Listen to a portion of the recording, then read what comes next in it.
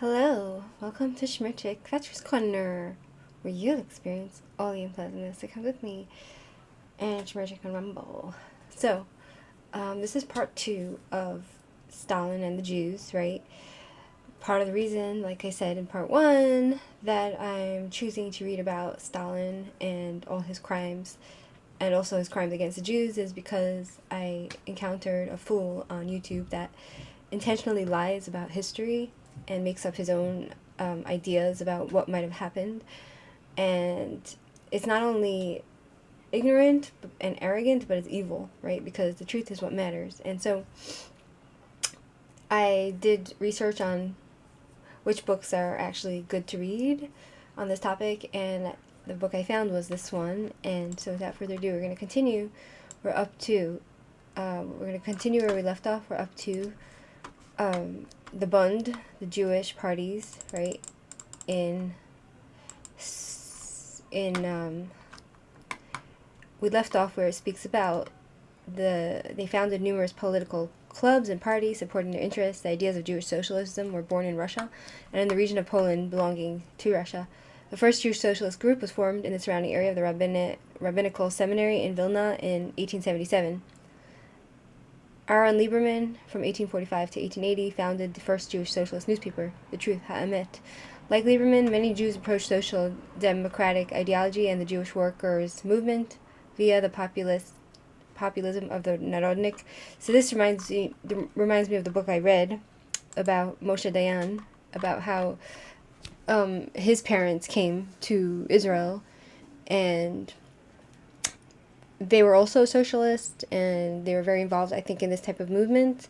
And they came to Israel, and they brought socialism with them. And so that's why I think Israel is part socialist, part capitalist.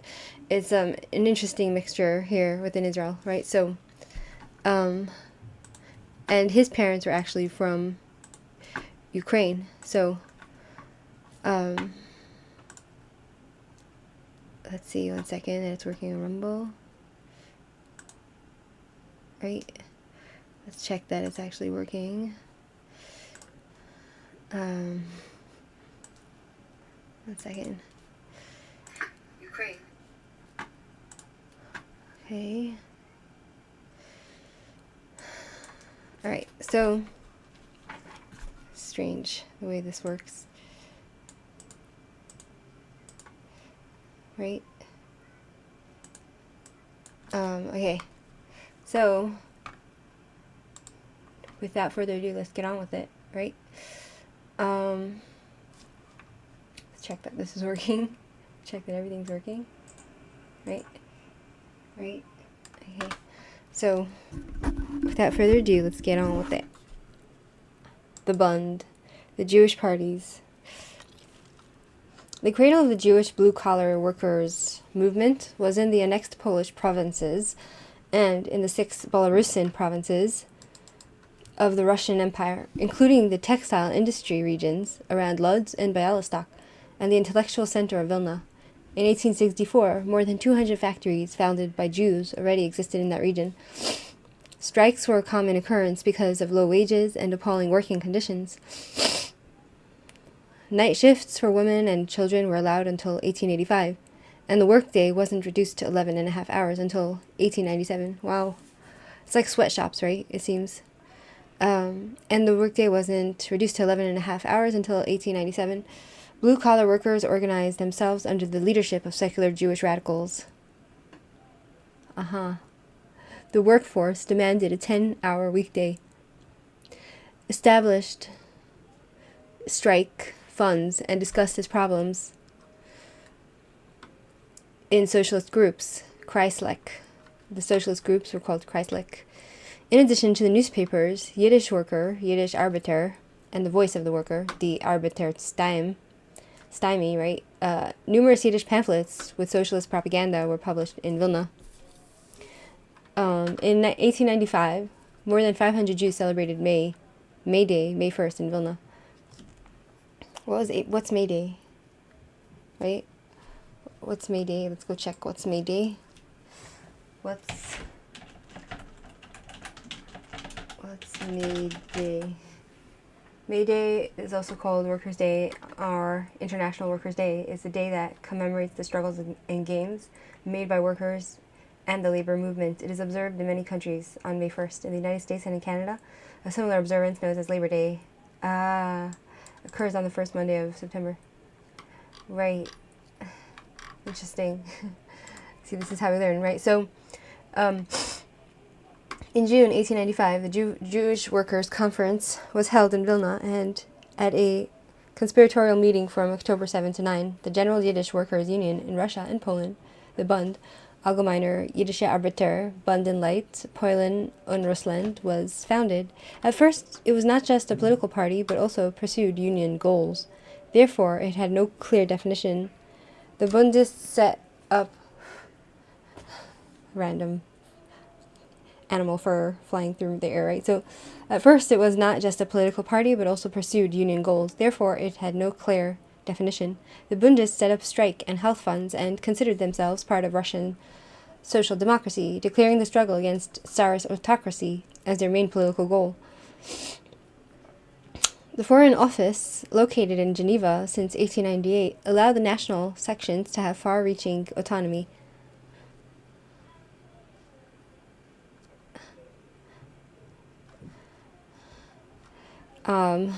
Even though the majority of the delegates of the Third Party Convention in Kovno still rejected the rights of nationalities, the delegates to the Fourth Party Convention in Bialystok demanded that Russia change into a federation of nationalists, a federation of nationalities with complete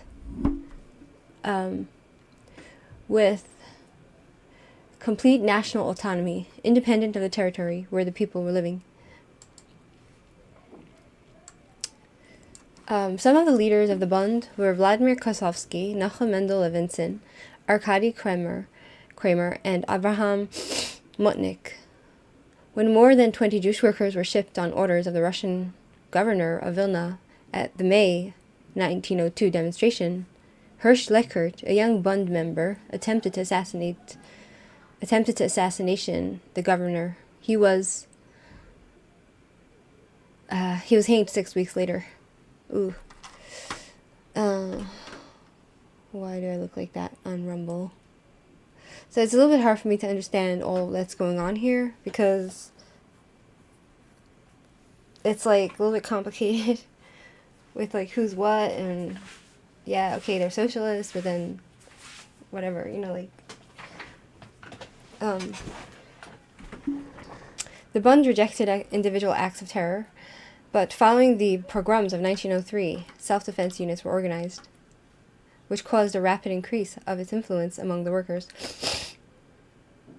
Wow, so it looks like to me there was this workers' union that were made up of Jews that had their own little thing going for them, and they would do strikes and they had some influence, and then when the Tsarist government and the people would do pogroms, right, somehow they would they organized self-defense units, and right, which caused a rapid increase of its influence among the workers. So the Bund included 35,000 members in Russia in 1905. Oh, interesting. While the Social Democratic Workers' Party had only 8,400. So they were gaining like political influence, I'm guessing, right? Like, from my understanding. The press department of the Bund, the Worker der Waker, and People's Newspaper, Volksstayastong, were occasionally printed illegally in foreign countries. The Bund was an important and respected member of the Socialist International. In many countries, leaders of the workers' movement came from among Bundist ranks. For example, in the United States and Poland, where the Bund existed as an independent but underground party until the 1940s. In the course of Bund's almost century-long existence, it fought for the interests of the Jewish workers, for the national and cultural autonomy of the Jews, and in favor of a secular democratic socialism. Ideologues like Kosovsky and Medem created the doctrine of being here, Deutschkeit, in sharp contrast to the Zionist idea of statehood in Palestine. So this movement, which lasted nearly 100 years, it was there to stand up for Jewish rights and for the working class and for socialism, right? And they wanted to make wherever they live a good place to live, right? Instead of like going to Israel, right? That's very interesting. I'm gonna let down the curtain because my sensitive, beautiful eyes are having trouble adapting to the light, right? So very interesting. So it says here, ideologues like Kozlovsky and Madden created the doctrine of being here, Doigkeit, in sharp contrast to the Zionist idea of statehood in Palestine. Militant opposition to Zionism remained a central part of the Bund's ideology. Ooh. And practice until World War II. So they were Jews who were secular, living in Russia, Ukraine, wherever these parties were, like in Poland. And they had some political influence, and they themselves were opposed to Zionism in Israel. That is wild, right? So, because they were secular, they didn't really understand the significance of, right, biblical homeland. And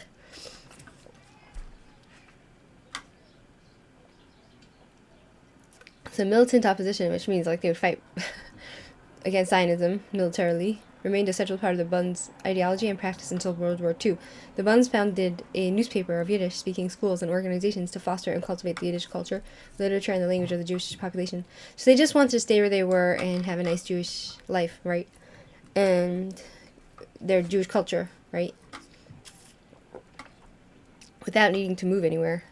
So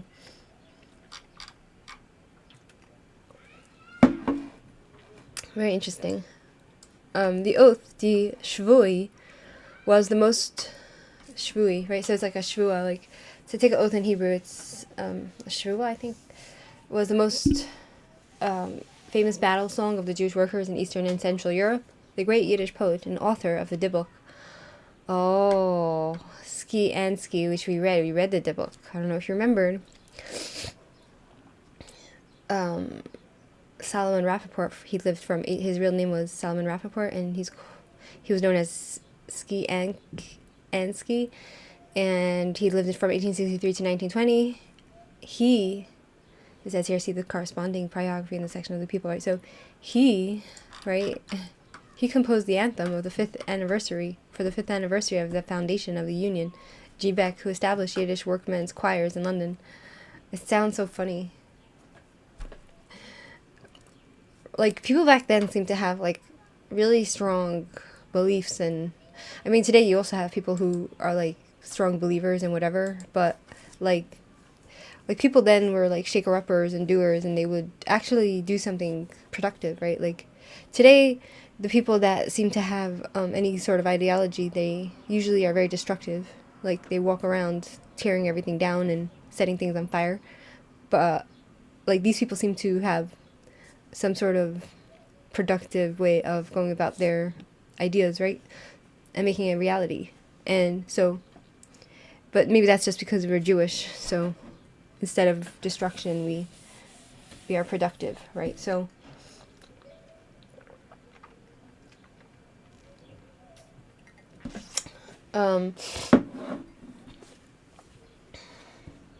right. It became the anthem that this guy wrote, who wrote the Dibbuk. It became the anthem of the Jewish proletariat and was heard all over the world during conferences, strikes, and demonstrations. Jewish revolutionaries sang it during the street fights of 1905 in Lodz, Bialystok, and other parts of the Russian Empire, as well as in exiles. So the oath, the song, the oath, the anthem goes like this. Brothers and sisters of work and poverty, everything that is goes and falls apart. Together, the flag is ready. It flares with rage. From blood it is red. An oath for life and death. Heaven and earth will hear us. Bright stars shall be witnesses. An oath with blood and with tears. We swear to fight for freedom and justice against all tyrants and their bondmen. We swear to besiege the dark power or die with heroic courage in the battle. heaven and earth. We swear to preserve a bloody hate to the murderers and robbers of the working class, the emperor, the ruler, the capitalists. We swear to destroy them, because, they were socialists, to devastate them, heaven and earth. We swear to lead a holy struggle until the world will be renewed. No poor, no rich, no master, no slave, equal shall be, who strong is and weak, heaven and earth. We swear a loyalty without limit to the Bund. Only it can free the slaves together. Its flag, the red, is high and wide. We swear it loyalty with life and death, heaven and earth. So, what's this song called? Let's go see if we can find it online, right? So, the oath song of the Bund. Let's go see. The oath song of the Bund. The Bund, what's it called? The Bund, written by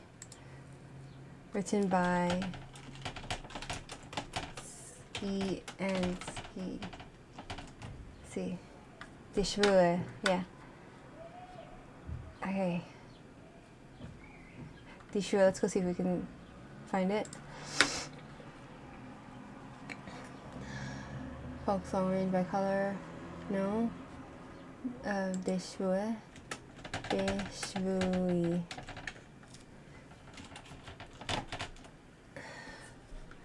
Let's see this. הזמינו שתי ארוחות מיינקראפט הסרט ותקבלו אדון ייחודי של מקדונלדס למיינקראפט, עכשיו בקולנוע.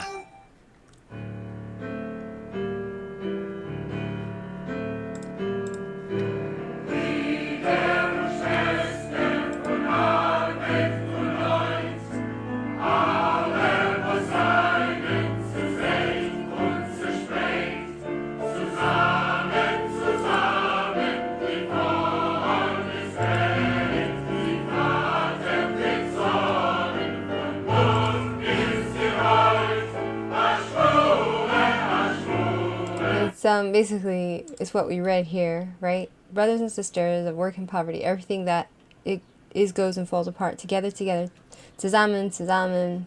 The flag is ready, it flares with rage. From blood, it is red, and oath for life. Ashule, right? So that's what we're hearing here.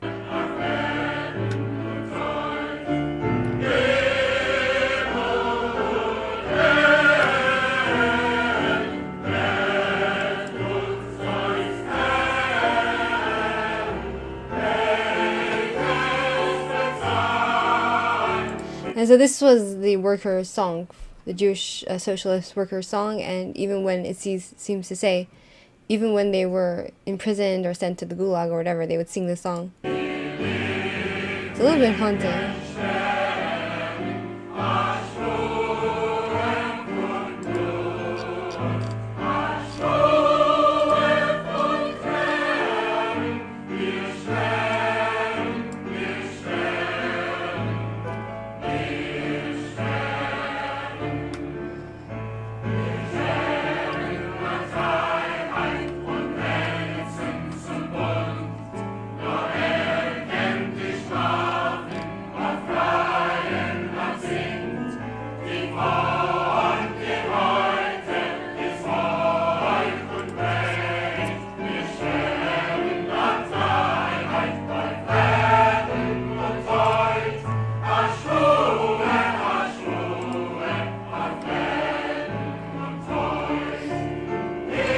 It's like the people back then, they seem to have had like a lot of creativity, So I think you get the point of the song, right?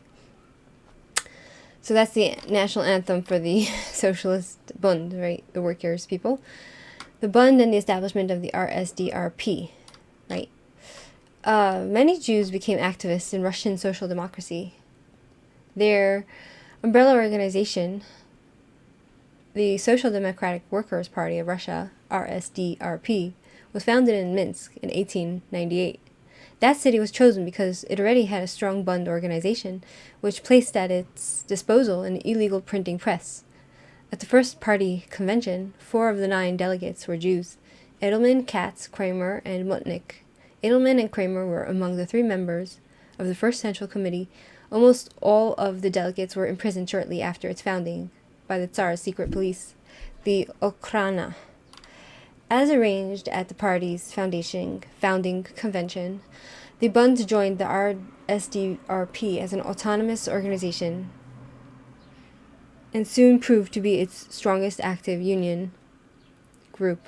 It became the sore spot not only of the anti-Semites, but also of the secret police, because they were very strong, right? Even Plekhanov, the father of Russian Marxism, made sour comments about the Bund. He recognized its importance as the vanguard of the workers' movement, but rejected their demands for autonomy. Many non-Jewish Russian Marxists criticized the fact that the Bund did not limit itself solely to class struggle, which they saw as their priority. So they didn't want classes, like Marxism, like communism, right? They didn't like the idea of, in society, that there's different classes, like the poor people, the normal people, the working class, middle, like where they just have enough money, and then the wealthy, and then the elites. They didn't like that, right? From what I understand. And my question is, why did the Bund want autonomy? What did it mean when the Bund Socialist Party wanted autonomy in Russia? What did that mean, right? General Jewish Labor Bund, right?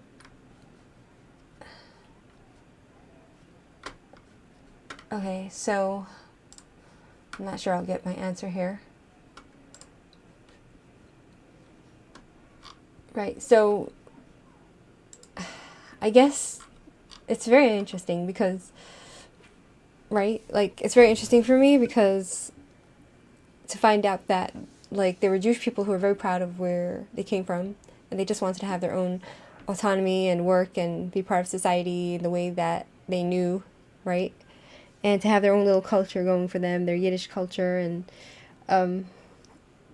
right, and their own little theaters and all that. And they didn't want to move anywhere, and they didn't want other Jews to move. They wanted the Jewish people to stay where they were, and so that's why they were opposed to Zionism, to Jews emigrating to Israel. And so it's a very interesting thing to understand and to learn, right? So so these people, that were Jewish, that were a big part of the Bund, they were arrested, imprisoned by the secret Tsar's police, right? As arranged at the party's founding convention, the Bund joined the RSDRP as an autonomous organization and soon proved to be its strongest active union group. It became the sore spot not only of the anti-Semites but also of the secret police. Even Plekhanov, the father of the Russian Marxism, made sour comments about the Bund. He recognized its importance as the vanguard of the workers' movement, but rejected their demand for autonomy. Many non-Jewish Russian Marxists criticized the fact that the Bund did not limit itself solely to class struggle, which they saw as their priority, but that it demanded the status of a nation for the Jewish proletariat.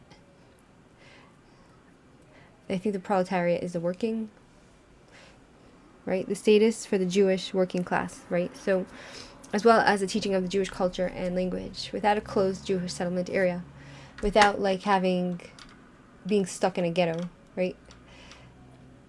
So it's basically a struggle for, equal rights, probably, as a nation, right? They want to be recognized as a nation for being Jewish, and the Jewish working force, they should be treated equally, and they should be allowed to have their own culture without being stuck in a ghetto, right? The Bundist Medem, who grew up in a family which converted to Lutheranism, probably Christianity, and whose native language was Russian and not Yiddish, wrote in 1910, you know what I think about converts, right? So Christianity, Jews who convert, right? The organized Jewish proletariat is not only the backbone of the cultural movement, but also of the political movement. It combines the political struggle with the fight for the development of its democratic culture, free of any nationalist demagoguery, The Jewish proletariat protects its social class interests, and from there seeks national liberation, to be recognized as a nation and to have like probably equal rights. So, from what I understand, right?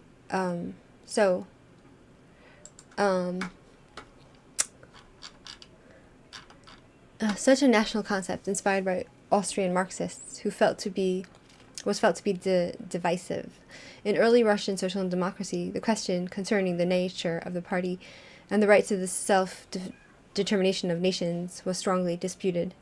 During party conventions, which had to be held in foreign countries because they were illegal in Russia, the party structure, the internal party rules, and the relation of the party to the proletariat were discussed. The group around Yuli Martov and Pavel Axelrod, later referred to as the Mensheviks, pleaded for an open gathering of the workers' movement without tight structures, while the group around Lenin aimed for a committed conspiratorial cadre of professional revolutionaries, as they were later represented by the Bolsheviks. Wow, so at the second party convention of the RSDRP, which began on July 3rd, 1903 in Brussels, and continued after 13 meetings on August 11 in London, 24 meetings, the deep abyss between the totalitarian goals of the Lenin's group and the free and democratically structured Bund and the group around Martov became obvious. So it seems like Lenin wanted, the communist, it was tyranny, right? No democracy. You have one ruler that has complete power. It looks like the Bund probably had like a way to organize itself where the people themselves have the power to choose and to create their own little system where they can work and have their own little society and whatever, from what I understand, right? So, already during the preparation, Lenin revealed his mastery at manipulating the party the way he pleased. 43 delegates participated at the party convention, having 51 votes. 20 of the delegates were Jews. Okay, so 43 delegates participated at the party convention, having 51 votes. 20 of the delegates were Jews, even though the Bund had more members than all Russian local groups together. Only 5 delegates were granted to the Bund, 3 for all of Russia and Poland. That is 1 mandate per 10,000 members and 2 for the Foreign Committee. The non-Jewish groups received each one or even 2 mandates. I don't understand this. The outcome of this party convention was clear right from the start. With the help of his supporters, Lenin rejected the postulates of the Bund for the cultural and linguistic autonomy of the Jewish proletariat in the most acrimonious and tricky way. In his speech during the 6th meeting, Mark Lieber said, among other things, right, so it seems like nobody liked the idea of Jews having their own little group, their own little nationhood and their own little culture. Like, they didn't like it. I guess it's because of anti-Semitism or for the fact of, having their own little club. I don't know, right? In his speech during the 6th meeting, Mark Lieber said, among other things, I have never been at a meeting where the words principles of revolutionary social democracy were so often misused as at this conference. Not everybody who constantly shouts, God, my God, will go to heaven. And not everyone who speaks about principles of revolutionary social democracy is really defending them. Comrade Lenin often speaks about the necessity of destroying the Bund. Maybe he only leaves the Central Committee of the Bund alive as an organization for smuggling illegal literature into Russia. But, so, it looks like Lenin, even though he had different views on what he wanted, he didn't like the Bund because it was democratic socialism, from what I understand, and he would use the Bund to help get what he wants from outside Russia, right? Because in Russia there are certain things that are illegal, so he would kind of use them as, from my understanding, as a black market. But we need, this guy says, but we need our CC, Central Committee, mainly to lead the Jewish proletariat. You forget that we, the representatives of the proletariat of Jewish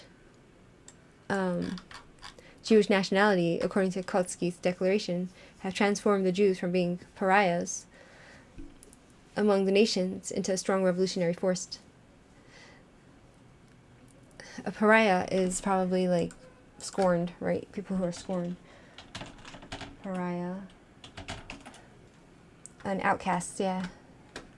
You know, like, oh, you're like nothing, garbage, right? Into a revolutionary force, right? So Vladimir Kozlovsky stated at the same meeting, one asks, why is the Bund the only representative of the Jewish proletariat? Our answer is because the Bund is the only organization that has gathered under its flags large masses of Jewish workers, proletarians. Proletarians is workers, right? I think I know. Proletary, meaning workers, working class. Right?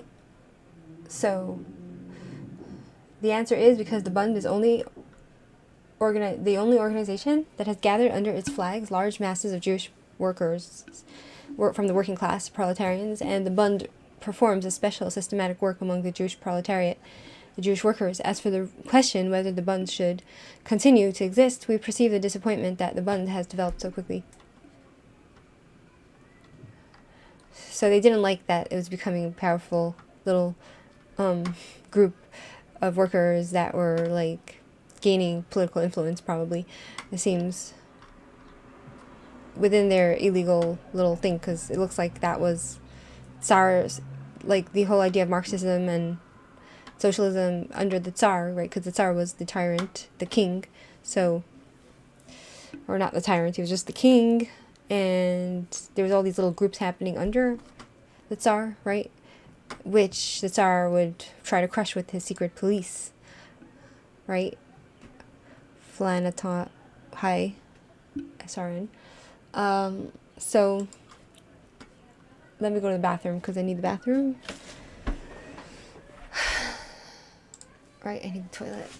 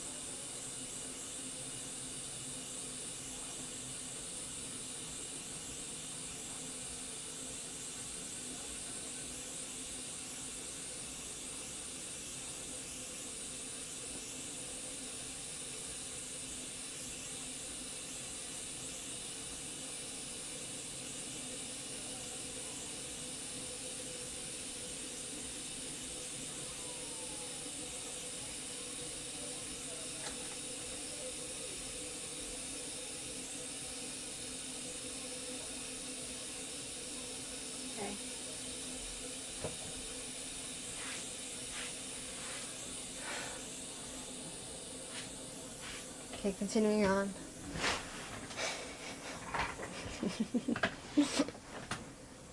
Continuing on, right?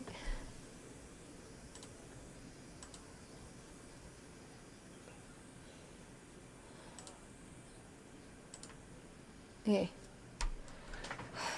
So, we have the petition to recognize the Bund as a legitimate representation of the Jewish proletariat was rejected, as well as the demand for a federal structure for the RSDRP. Concerning this question, the main opponents were, among others, Martov and Trotsky, who declared himself, at Lenin's behest, to be the representative of the Jewish proletariat, the Jewish working movement, right? A chutzpah, disrespect, Yiddish meaning for impertinence, that has no equal. The Bund was forced to leave the RSDRP after 5 years of the selfless revolutionary work. So, like, all you need is one Jew to say that he is representing all the Jewish workers and be part of the communist movement, and that's what it's saying here, like, that there was one guy, Trotsky, who was a communist, and then he pretended and said that he's the representative of the Jewish working class, and then the socialist Jewish working class movement was kicked out of whatever this RSDRP was, right? So, and this is after the Jewish working class, the socialists, they worked for the RSDRP, which means RSDRP, Russian Social Democratic Labor Party. Okay, so, the representatives of the social democracy of the Kingdom of Poland and Lithuania, SDKPIL, insisted in Brussels on total independence of the parties within the RSDRP, which Lenin was from, right? RSDRP is the Russian Social Democratic Labor Party. And until the Fourth Party Convention. So, wait. Okay, the representatives of the social democracy of the Kingdom of Poland and Lithuania, SDKPIL, insisted in Brussels on total independence of the parties within the RSDRP and also demanded autonomy for Poland. Both demands were rejected. So it's like, I think it's like different groups trying to gain more political power under the Tsar, right? Trying to be independent and get power somehow with their ideas, and they're all fighting for to be the main cause to join for more power, right? So Rosa Luxemburg, who was one of the founders of the SDKPIL, the representative of the social democracy of the Kingdom of Poland and Lithuania, right? She argued intensely afterwards against Lenin's concept of a strictly centrally organized party made up only of a small elite of professional revolutionaries. So she didn't like the idea of Lenin's party, which looks like they were acting like they're for all the classes, yet they acted like elitists, right? And so the SDKPIL, the representatives for the social democracy of the Kingdom of Poland and Lithuania, did not join the RSDRP, which is Lenin's, like the communist Russian Socialist Democratic Labor Party, RSDRP, right, until the Fourth Party Convention, the Unification Convention in Stockholm in 1906. The Bund Central Committee refuted the accusations leveled against it at the party convention that the organization was a historic anomaly, damaging nationalistic and bourgeoisie with an appeal in December 1903. All this would be very laughable if it weren't so sad. What's sad is what became obvious at the party convention. The leaders of Russian social democracy knew nothing about the Bund. Total ignorance is evident concerning the character and content of its activities, and there is no knowledge about the historical role the Bund has to play because of the unique social political circumstances determined by 2,000 years of persecution of the Jews, besides the economic and political repression which the Bund, as well as the proletariat of the country, are suffering, the working class of the country are suffering, the Jewish proletarian, the Jewish workers, has to live under a particular horrible pressure, the disdain increasing through history as a pariah among pariahs, as people who are outcasts among other outcasts, right? This appeal ends with the slogans, "Down with the Civil War," "Long live socialism." Because many Jews remained members of the RSDRP, which is the Russian RSDLP, is the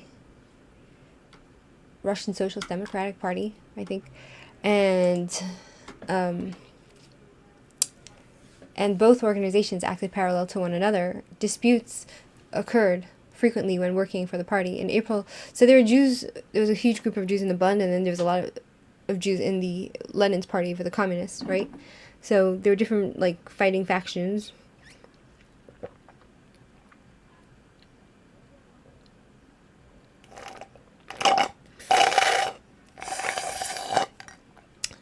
There were different fighting factions among the, like, all trying to gain the upper hand, and right, and this is something that it requires analysis, it requires detail, it requires to be something studied, right? It's something that you need to read about, like what we're doing now, and so the Russian Revolution that happened, right, with the takedown of the Tsar, it was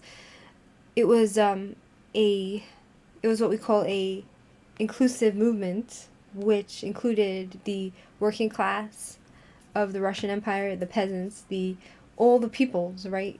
They united. They didn't, like, unite, but they were, because the Russian Revolution, it was very complicated, right? You had all different kinds of people that wanted, their way of running things, and they were all their goal was to make a revolution against the Tsar, right? And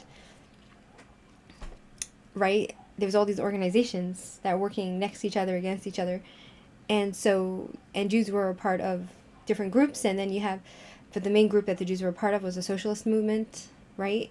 And so then you have, from what I'm understanding, you have people like Candace Owens coming and saying things like she makes, like, blanket statements, like the Bolsheviks were made up of Jews, and and even if it wasn't made of Jews, the leaders were Jewish, and they slaughtered millions of Christians, when in reality what happened was completely different than what she states.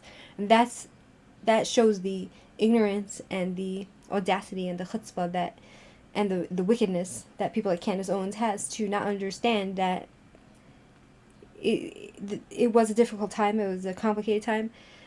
All different kinds of people were part of the movement, the revolution, and at the end of the day, the Bolsheviks won, and they fought against, in this, like, civil war, they fought against other movements that were opposed to communism, which a lot of the other movements had, like the movement of the socialist proletariat, the workers' movement. They were socialists, and they were fighting against, and they were not mainly, like, but a big part of them was Jewish, and they were nationalists for themselves, as well as inclusive of other non-Jews, and they were fighting against the communists. So it was like Jew against Jew, Russian against Russian. It was a very complicated time. So for her to come and say things like, oh, like, the Jews slaughtered Christians, millions of Christians in the Russian Revolution, it's not the truth. It's a lie, and it's wicked and evil. And that's why people like her need to be exposed for the lying, disgusting creatures that they are, right? And so, because history is not usually black and white, right? Of course you have to pick a side at the end of the day, right? Especially when it comes, to certain things, like who was the evil one, like Hitler or Churchill, right? Like, who are you standing with? Which side do you choose? Like, today we have of course, you have the lunatics who, from what I hear Douglas Murray say, that they do revisionary history, and they try to change the history. They try to lie about history and change it to appear and propagandize it into what it was not, right? And to try to blur the lines between good and evil, right? And So that is very dangerous, and that's something that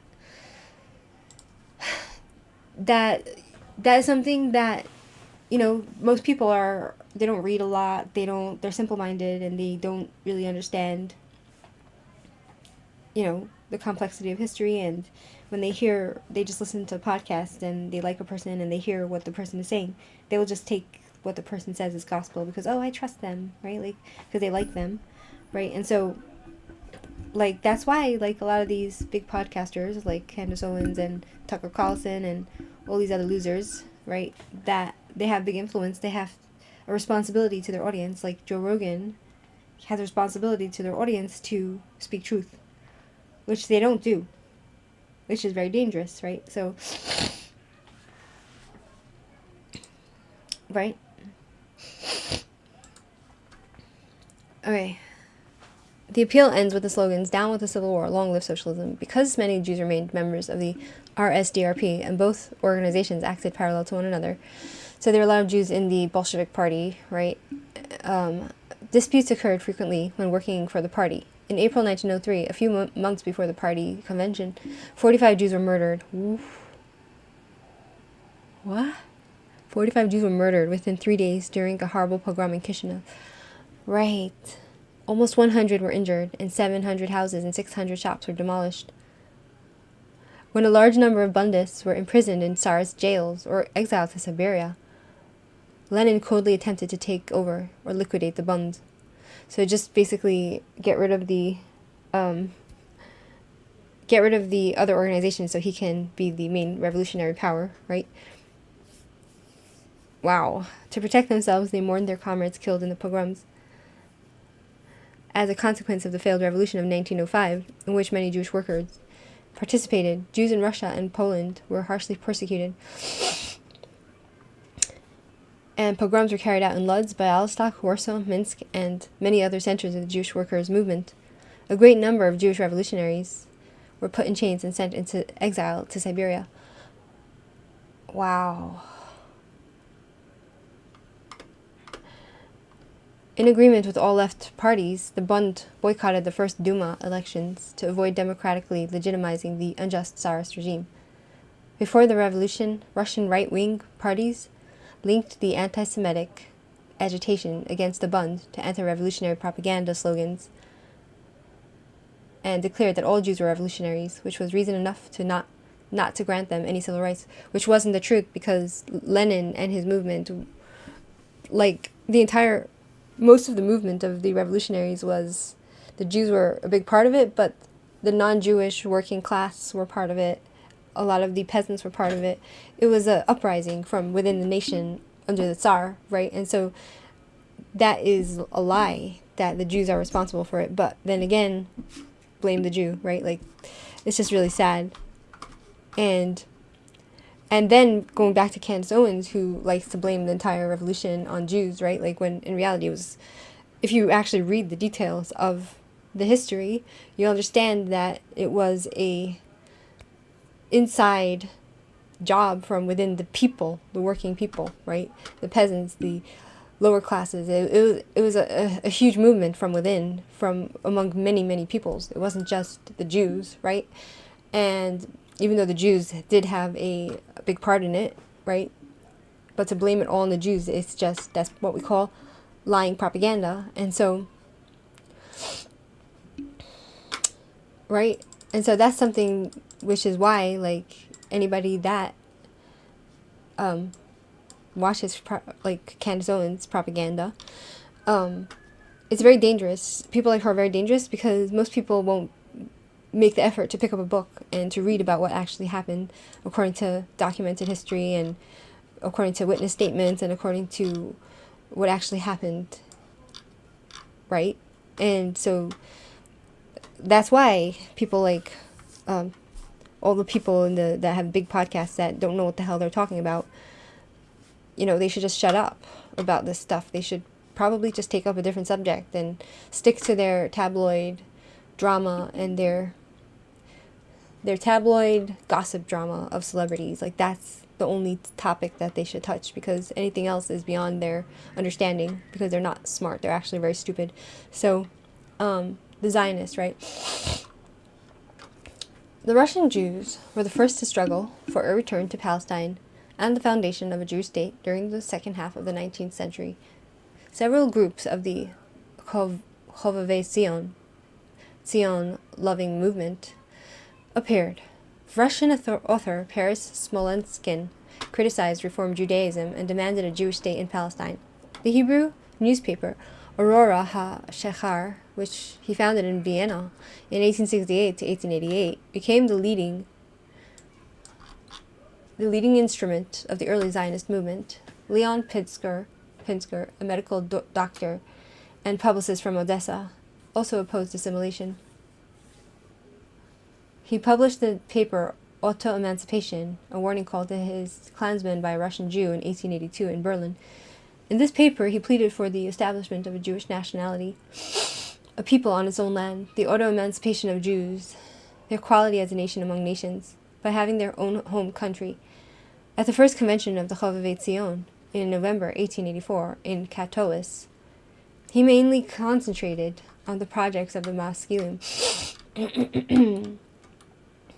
settlements in the countryside, and work in agriculture, but later, influenced by the movement, he committed himself to Palestine as being the right territory for the Jewish state.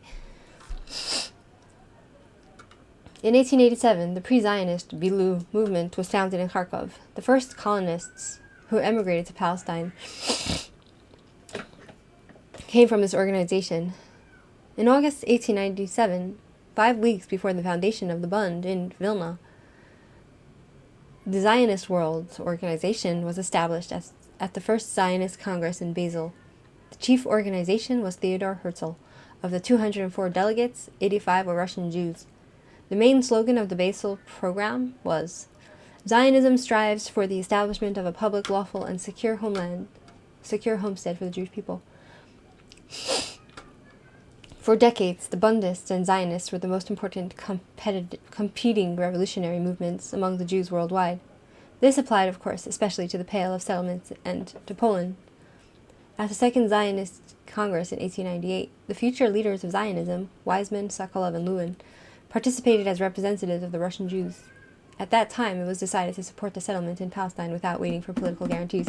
Right, so the thing is that, here's another reason why it wasn't really possible to have a state, within, like, independence within other countries, because, like, which was the socialist movement within, the working class socialist movement within Belarus, right, and Ukraine, and because you see that even with all the Jewish people, the working class Jewish people that wanted autonomy, independence from the Tsar and from everybody else, and to have self-determination and independence and power within themselves, it didn't work because of all the pogroms that was state institutionalized by the Tsar, right? And it just didn't work because they were at the mercy of other people.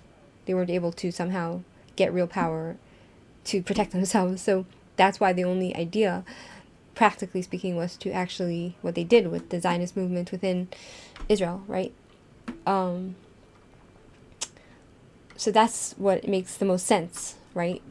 So, with the Bund, the Zionist organizations in Russia were the associations with the largest number of Jewish members. In 1898, there were 373 local groups. 2 years later, 1,034 local groups existed. Those associates sent 200 delegates to the Fourth Zionist Congress at the Second All-Russian Zionist Congress of 1902 in Minsk. 500 delegates represented 75,000 members. The debates involving the character of culture and educational activities, which had begun at a secret meeting in Warsaw, continued during that Congress.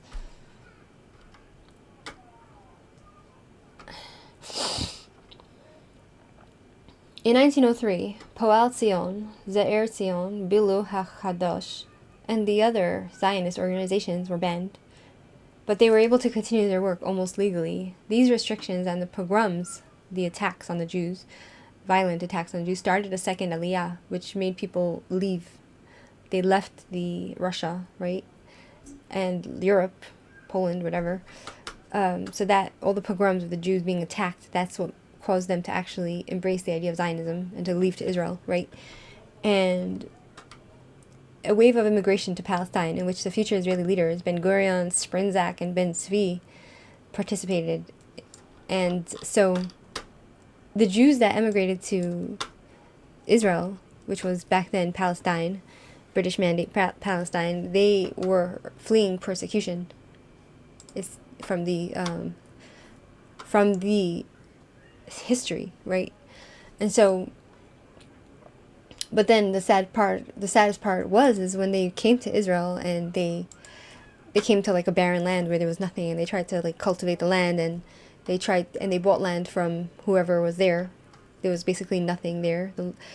There were a few landowners who were Arabs, very few of them, and there was a few small Jewish community, and a couple of Arabs left over from the Ottoman Empire, and they bought the land for a huge amounts of money from the Arabs, and there's documents to show that they did that. And they came to swamps within Israel, which was with malaria, like with all the what's malaria, the mosquitoes, which would give people disease, and people would die from emigrating there from the disease that was in the swamps, and the land was barren and unable to grow things, right? But somehow, when the Jewish people came there, they worked the land, and scientists worked a way to get rid of malaria. And then, because they were able to work the land and the agriculture, and they started to create a whole new opportunity for money, right, for trade and all that, right, because of the genius of the Jewish people that came there. Suddenly an influx of Arabs came in for the opportunity, for the financial opportunities, and for the working and all that into Israel from all other countries. That's the real history of what happened, right?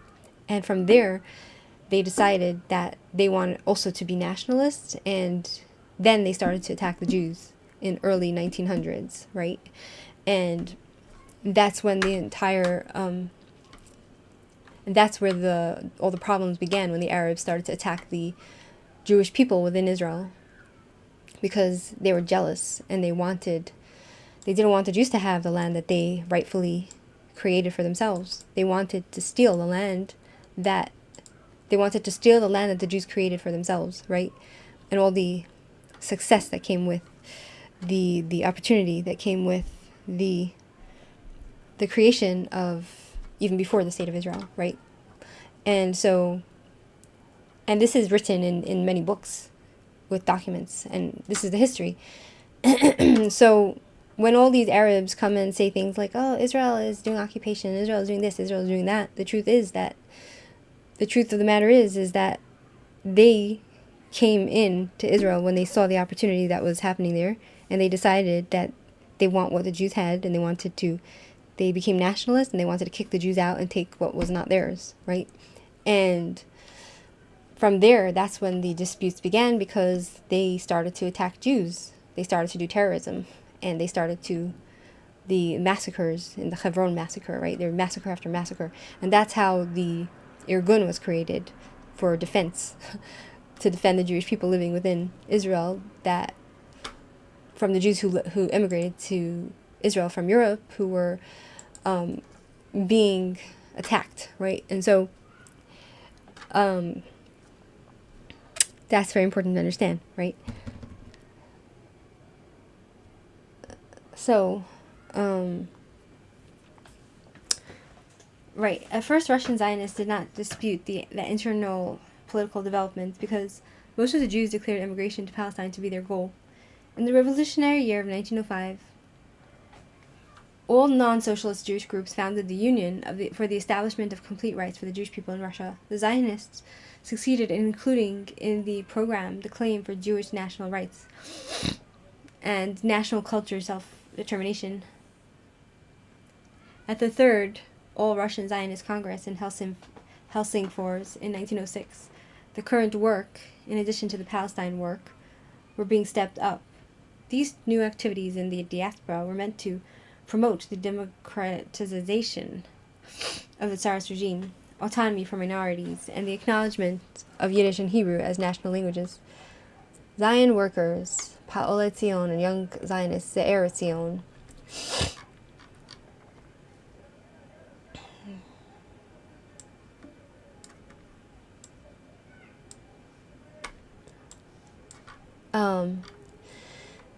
Toward the end of the 19th century, socialist ideas gained acceptance in the Zionist movement in Western and Central Europe. Nachman Syrkin refined the idea of socialist Zionism in his book, The Jewish Question and the Socialist Jewish State, in 1898, which Moses Hess presented in his publication Rome and Jerusalem in 1862. They called themselves Pa'alei Zion, Zion's workers, but they possessed neither a party-like structure nor a consistent program up to that point. In 1901, various groups by this name operated in Russia, favoring a synthesis of Zionism and socialism. Many Jewish socialists became Poalei Zionists, when the Union stigmatized and branded Zionism as a reaction of the bourgeoisie class against anti-Semitism as a utopia in 1901.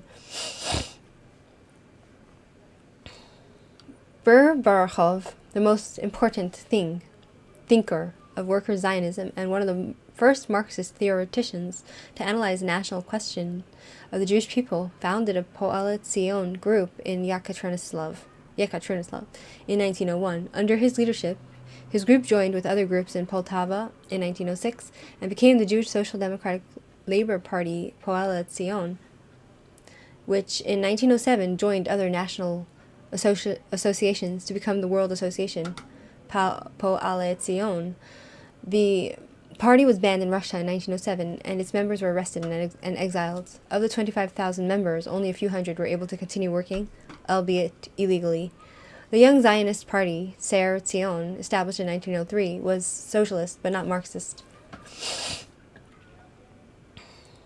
Many future kibbutz members in Palestine were recruited from this party, as well as a number of organizations that founded the United Zionist Workers' Party, Hitachdut, in 1922, right? So Israel was founded on socialism, not communism, right? So my mother, when she was here, when she was a young lady, she said that she joined the kibbutz and she liked the simplicity of the Israelis, right? The way they were, the socialism. She liked the way they were very simple. Nobody had anything fancy. Everybody shared the same. All the clothes were the same, right? There's nothing fancy. There was no, nobody had more than anybody else. Everybody shared, everybody washed their clothes in the same washer, right? It was all, everybody shared everything. So, and she also my mother liked the simplicity of the kibbutz style, right? And the way all the families would eat together and all the children were all but then, it's not really natural for people to live in that kind of environment. So today, in today's Israel, you have the kibbutz where in the kibbutzim you have the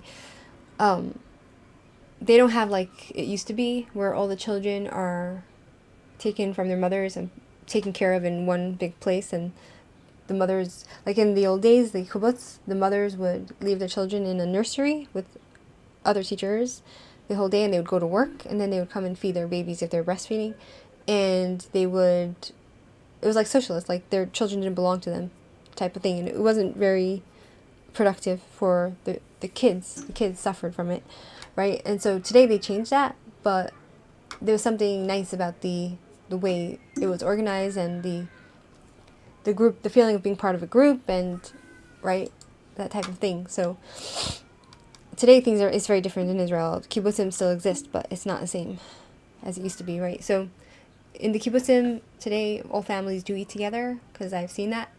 But, and they have a social a shared kitchen, and the way they wash their clothes is the same, but I don't think it's the same as it used to be, right? So, because I visited a few kibbutzim, it wasn't my type of thing, I don't do well in groups. So, where were we? So, here it says, we ended off where as well as a number of organizations that founded the United Zionist Workers' Party, Hitachut, in 1922. Zionist Socialists, Zionist Socialists, Zionisti, Socialisti, SS. The Workers' Party, Zionist Socialists, founded in 1904 by Jacob Leszczynski and others, was heavily attacked by the Bund because it was attracting the same potential socialist members like the Bund. The SS also demanded a region of settlements in which the Jews would be able to develop their own economic structures. The Zionist socialists thought the prospects for Jewish settlers in Palestine was unrealistic. So that's why they didn't believe in Zionism, right? So because they thought it was crazy to go and move elsewhere, right? So, but as you can see, their attempts at creating their own little settlements within another country, that was unrealistic because they were pogromed every other week. There was another pogrom on them. So the most practical thing to do would have been to, even though it seemed impossible, I guess in that time, to have your own country, your own state outside of another country, it seemed impossible. It seemed crazy, right? And so maybe that's why, like if you're thinking in their mindset, that's why they rejected Zionism. Not because of it's a bad idea, but just because they thought it can never be done. But as you can see, the idea took fruit and it went from there, right? When the plan to settle Jews in Uganda failed at the 7th Zionist Congress in 1905, the Zionist socialists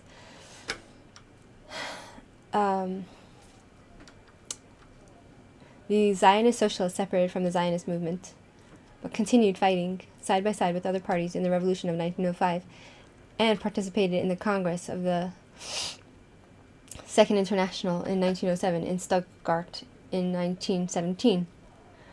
The Zionist Socialists, the Sesmists of the SERP, joined forces and became the United Party, the Vereinigte. So at some point they wanted to make a Zionist homeland in Uganda, but I wonder why that failed, right? So other Jewish parties and organizations, right? So then there's more. This goes into depths about all the other organizations and the Jewish parties that were taking root in the time, right? So you see, this is a very good book. It's filled with information and details, right? From people that were there at the time. And so I need a cup of tea. I need a cup of tea, right? It's filled with I need a cup of tea. How come when I do like this?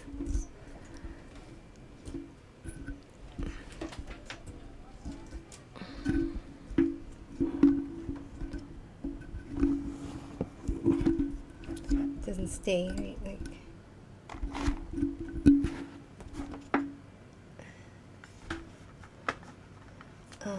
It's getting hot here. Right, it's getting hot in my house because the days are getting warmer and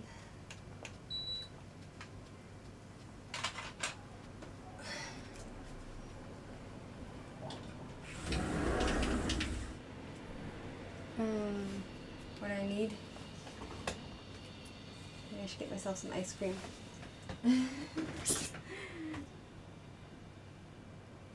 Eat some grapes. Eat some grapes, I'll feel better.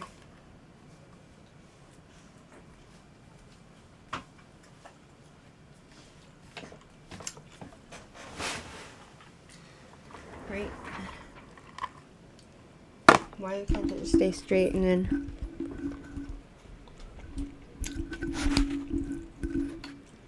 fall, right?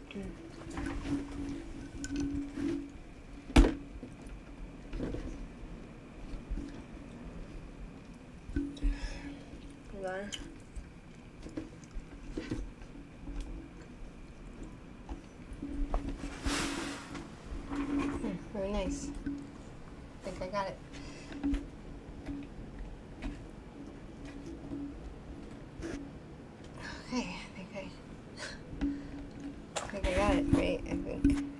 4 a.m. Right? How's that? I think I got it.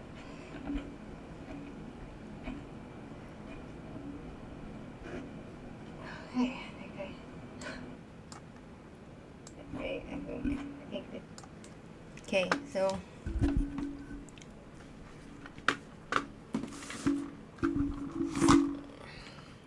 see how sound is here. I think I got it. There. Okay, so continuing on.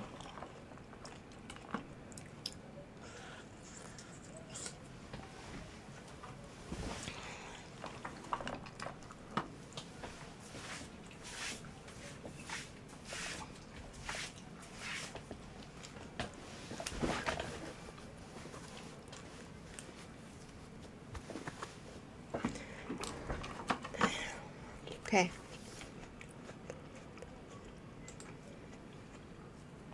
Other Jewish parties and organizations.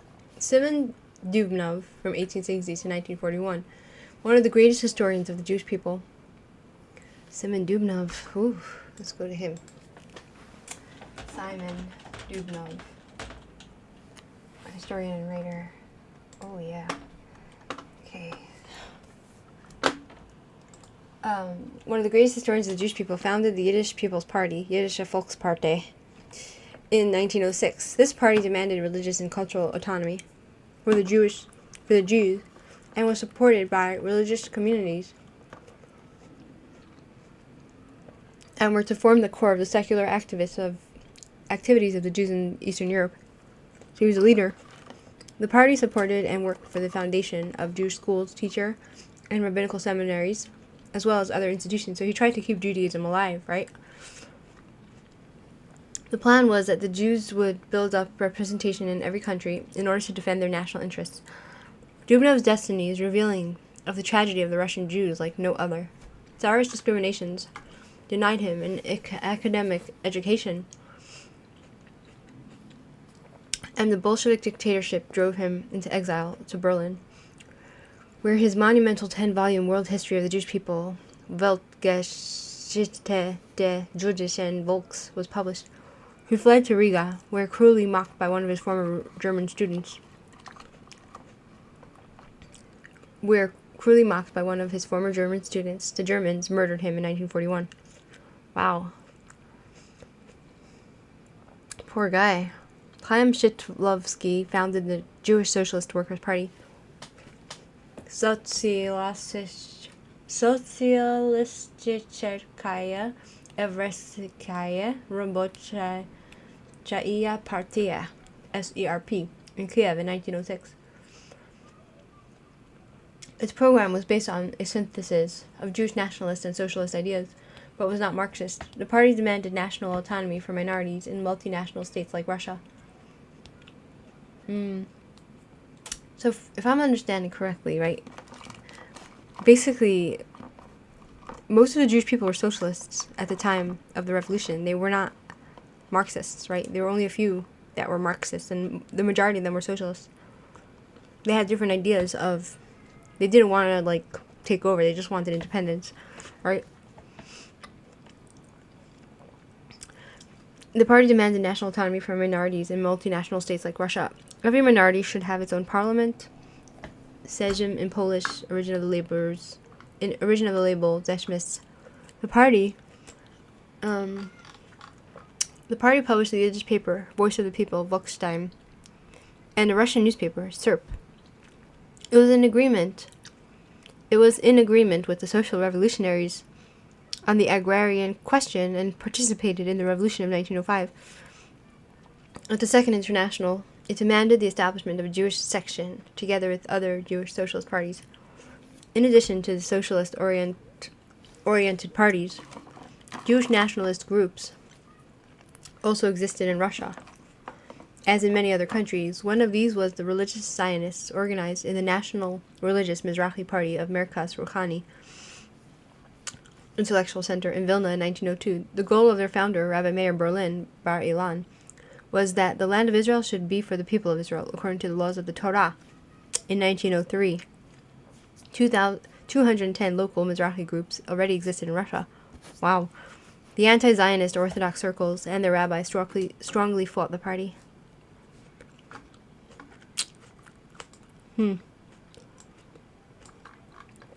Four sanatoriums for tuberculosis patients and 60 emergency pharmacies after the OSE was banned and dissolved in 1919 by the Soviet government. Because in 1919, the government of the Soviets, the revolution was over and the Soviets took over, right? So, the communism. New national sections in many other European countries were rebuilt. The International Central Office was established in Berlin. The sister organization, TOZ in Poland, maintained 368 medical and sanitary facilities. Today there are national OSE centers in 10 European, 9 Latin American, and 4 North African states, as well as in Israel, with facilities for medical treatment and childcare. This book was written a while ago, so maybe back then it was that way, right? So, then there's the Ekopo and Yidgezkom, right? So I think this is talking about all the different little groups. So this goes against Candace Owens' theory, her conspiracy theorist mindset, her dumb mindset, because she doesn't understand how to read a book. That the Jews were the ones making the revolution, when in reality most of the Jews were part of different socialist parties and they were running their own little nationalist groups. And yes, they didn't like the Tsar, but all they wanted was independence. And the revolution of the Bolsheviks was run by, the majority of them were non-Jews, and there were a few Jews like Trotsky who were at the head, and Lenin was not Jewish, and he became the king of Russia after that. And the revolution was run by, the Russian Revolution was an involvement of the majority of the people in the Russian Revolution involved the majority of the Russian people, not just Jews, right? So that's another lie that's debunked by reading a book, right? And the ignorance of Candace Owen and her ilk, right? Her ilk. We have some ice cream.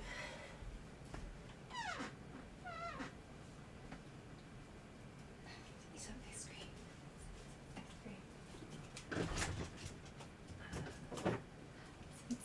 cream. Ice cream. Eat a lot of pizza. Eat a lot of pizza.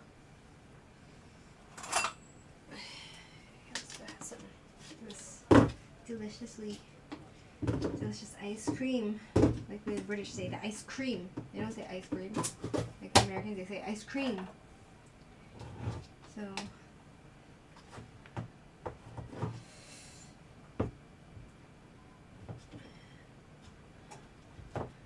oh yeah.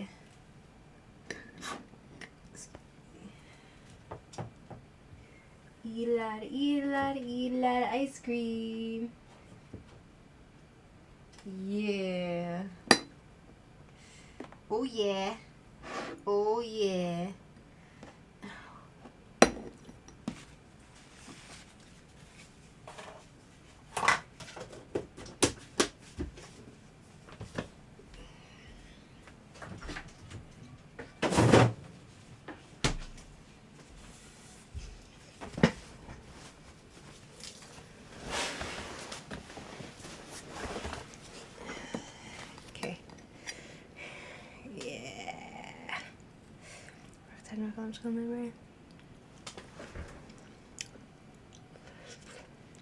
Ekopo and Yidgezkom.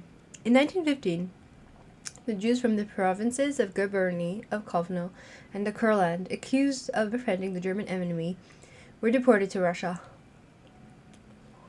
Wow. This event created a wave of willingness to help and lead, and led to the foundation of the organization, Jewish Aid Committee, for War Victims. Ereshki Komitet Pomoshki Zervam Voini. EKOPO. Some of the founding members included Jewish philanthropists and politicians.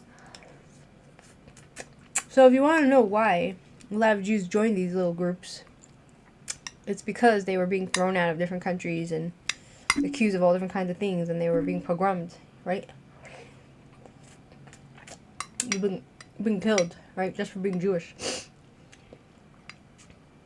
Some of the founding members included the Jewish philanthropists and politicians M. Vanaver, L. Bramson, and H. Schleusberg. Because of foreign policy considerations and with regard to the Western Allies, the Tsarist government allowed this organization to operate and supplied it with 16.5 million rubles, half the total budget. Wow.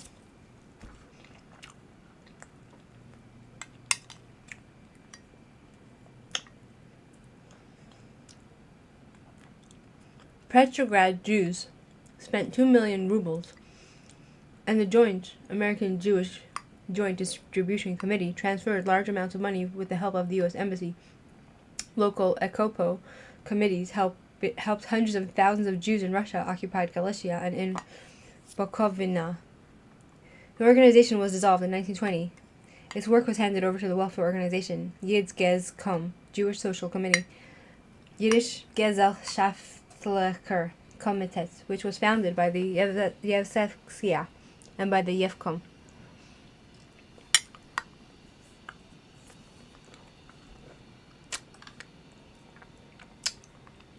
Very nice. Yummy.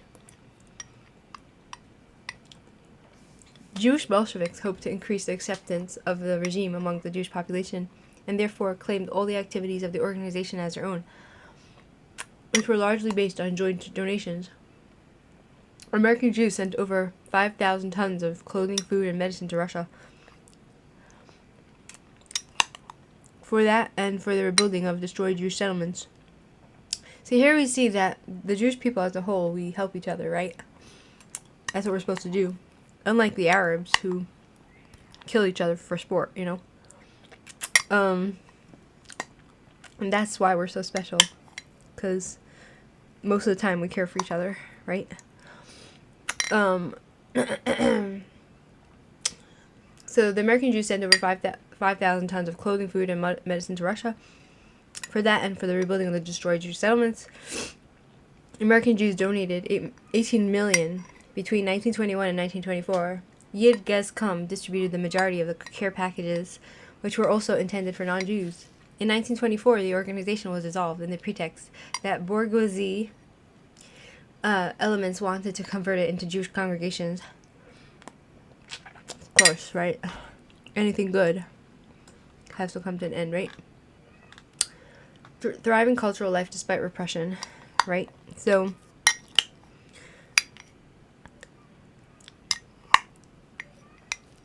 despite the persecution and the awful poverty of large numbers of the population until 1917, Russian Jews developed a flourishing communal system with hundreds of cultural communities, numerous cultural facilities, clubs and parties, a cultural, literary, and newspaper infrastructure unparalleled at that time. Even for the poor Jews of the shtetls, education was of paramount importance, and at least the male Jews learned how to read and write. In 1897, only 21% of the population in Russia was able to read and write. Wow.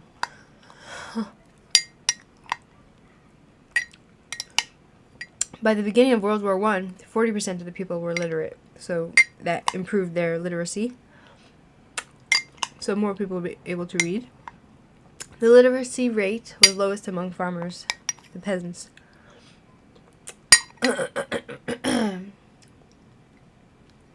More than 30 Jewish associations supported art, literature, music, education, higher education, and theater, archives, history, and religion, as well as settlement projects. Bundists and Zionists especially established a tight network of clubs with pedagogical, cultural, and scientific goals.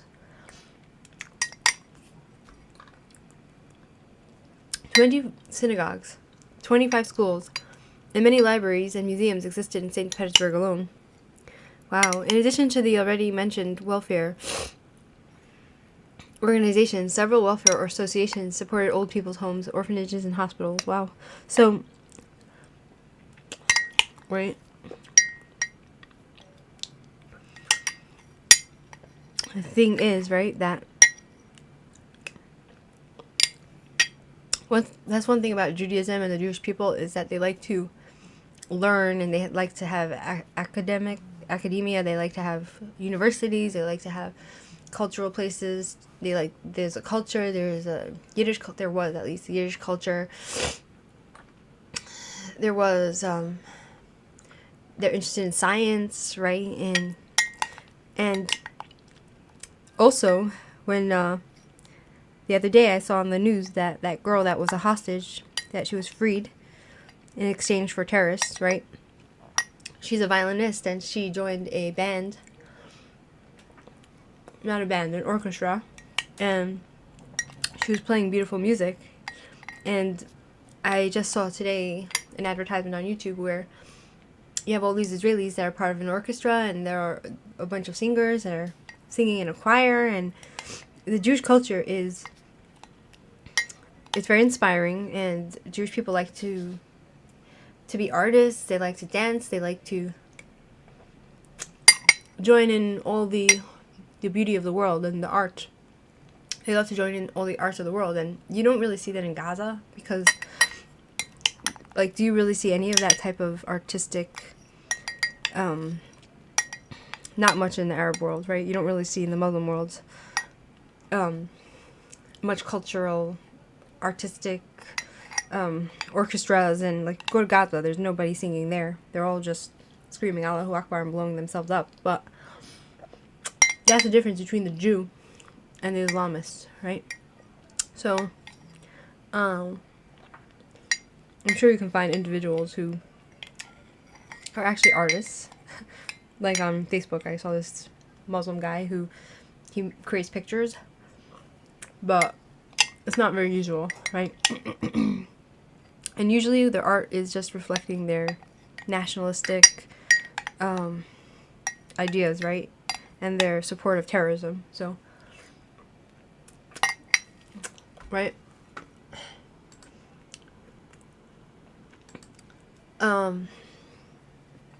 Russia was also the cradle of the new Hebrew and Yiddish literature that spread across the whole Jewish world. More than 100 Jewish newspapers and magazines were published. 10 Yiddish and 2 Hebrew daily newspapers, as well as numerous periodicals in Yiddish. Hebrew and Russian existed, such as the historical journals Perezito and Evrayskaya Starina. Okay. Jews in Russian politics before the October Revolution. Let me just eat this. It's just too good.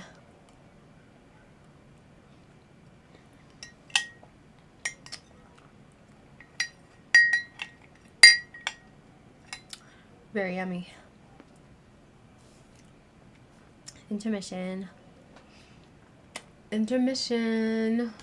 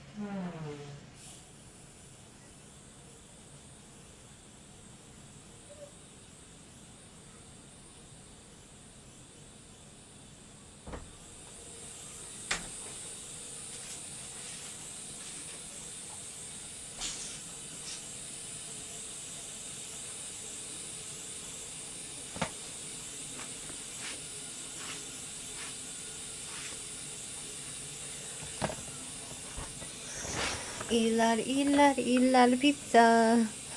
You know what I noticed? I noticed that, like, whenever I leave the room, suddenly more people come to look. You know why? Because they're curious. Because they see an empty chair, an empty room. It's hilarious. Right, so.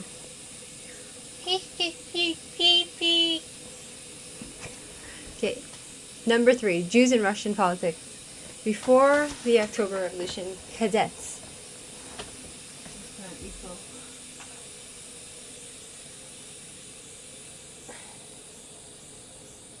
Yeah, smart.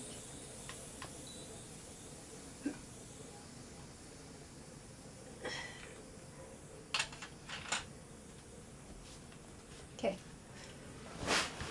Okay. At their first Congress on October 12 to 18, 1905, the Liberal Party of the Constitutional Democrats, commonly known as Cadets, was founded in St. Petersburg. Their program called for a parliamentary constitutional form of government with a democratic right to vote, freedom, and equal rights for all. These points appealed to the liberal and national aspirations of large circles of the Jewish bourgeoisie. Several leaders of the Cadets were Jews. 200 of the 486 representatives of the First Duma of 1906 were Cadets. Maxim Vinaver, vice chairman of the Cadets, the strongest faction of the Fourth Duma, 1912 to 1917, was a judge at Russia's Supreme Court between the February Revolution and the October Revolution. The provisional government gave him the assignment to draft a constitution, which was to be passed by the Legislative Assembly. The constituency after the October Revolution, which he totally rejected. Vanover temporarily held the post of foreign minister of the white opposition government in the Crimea. In 1919, he emigrated to France. In 1919, he emigrated to France, where he died in 1926. M. Bomash, N. Friedman, Dr. I. Gurevich, Dr. S. Frankel, and 4 other Jewish cadets were also representatives at the Fourth Duma. 3 Jews, one of them Leonti Bramson, belonged to the faction of the Social Revolution, Trudoviki. For many years, Bramson was president of the World Organization, ORT. Mensheviks. So I'm not sure I understood this top part, right? This is before the Russian Revolution of 1917, right? This is before, right? Mensheviks, from what I understand, right? Like,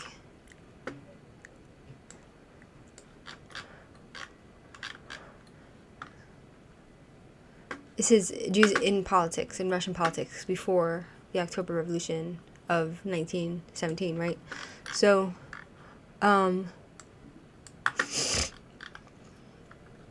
Mensheviks. Despite many political differences, the Bolsheviks and the Mensheviks had worked hand in hand during the Revolution of 1905 and renewed their partnership in the Fourth Party Convention of the RSDRP in Stockholm in April 1906.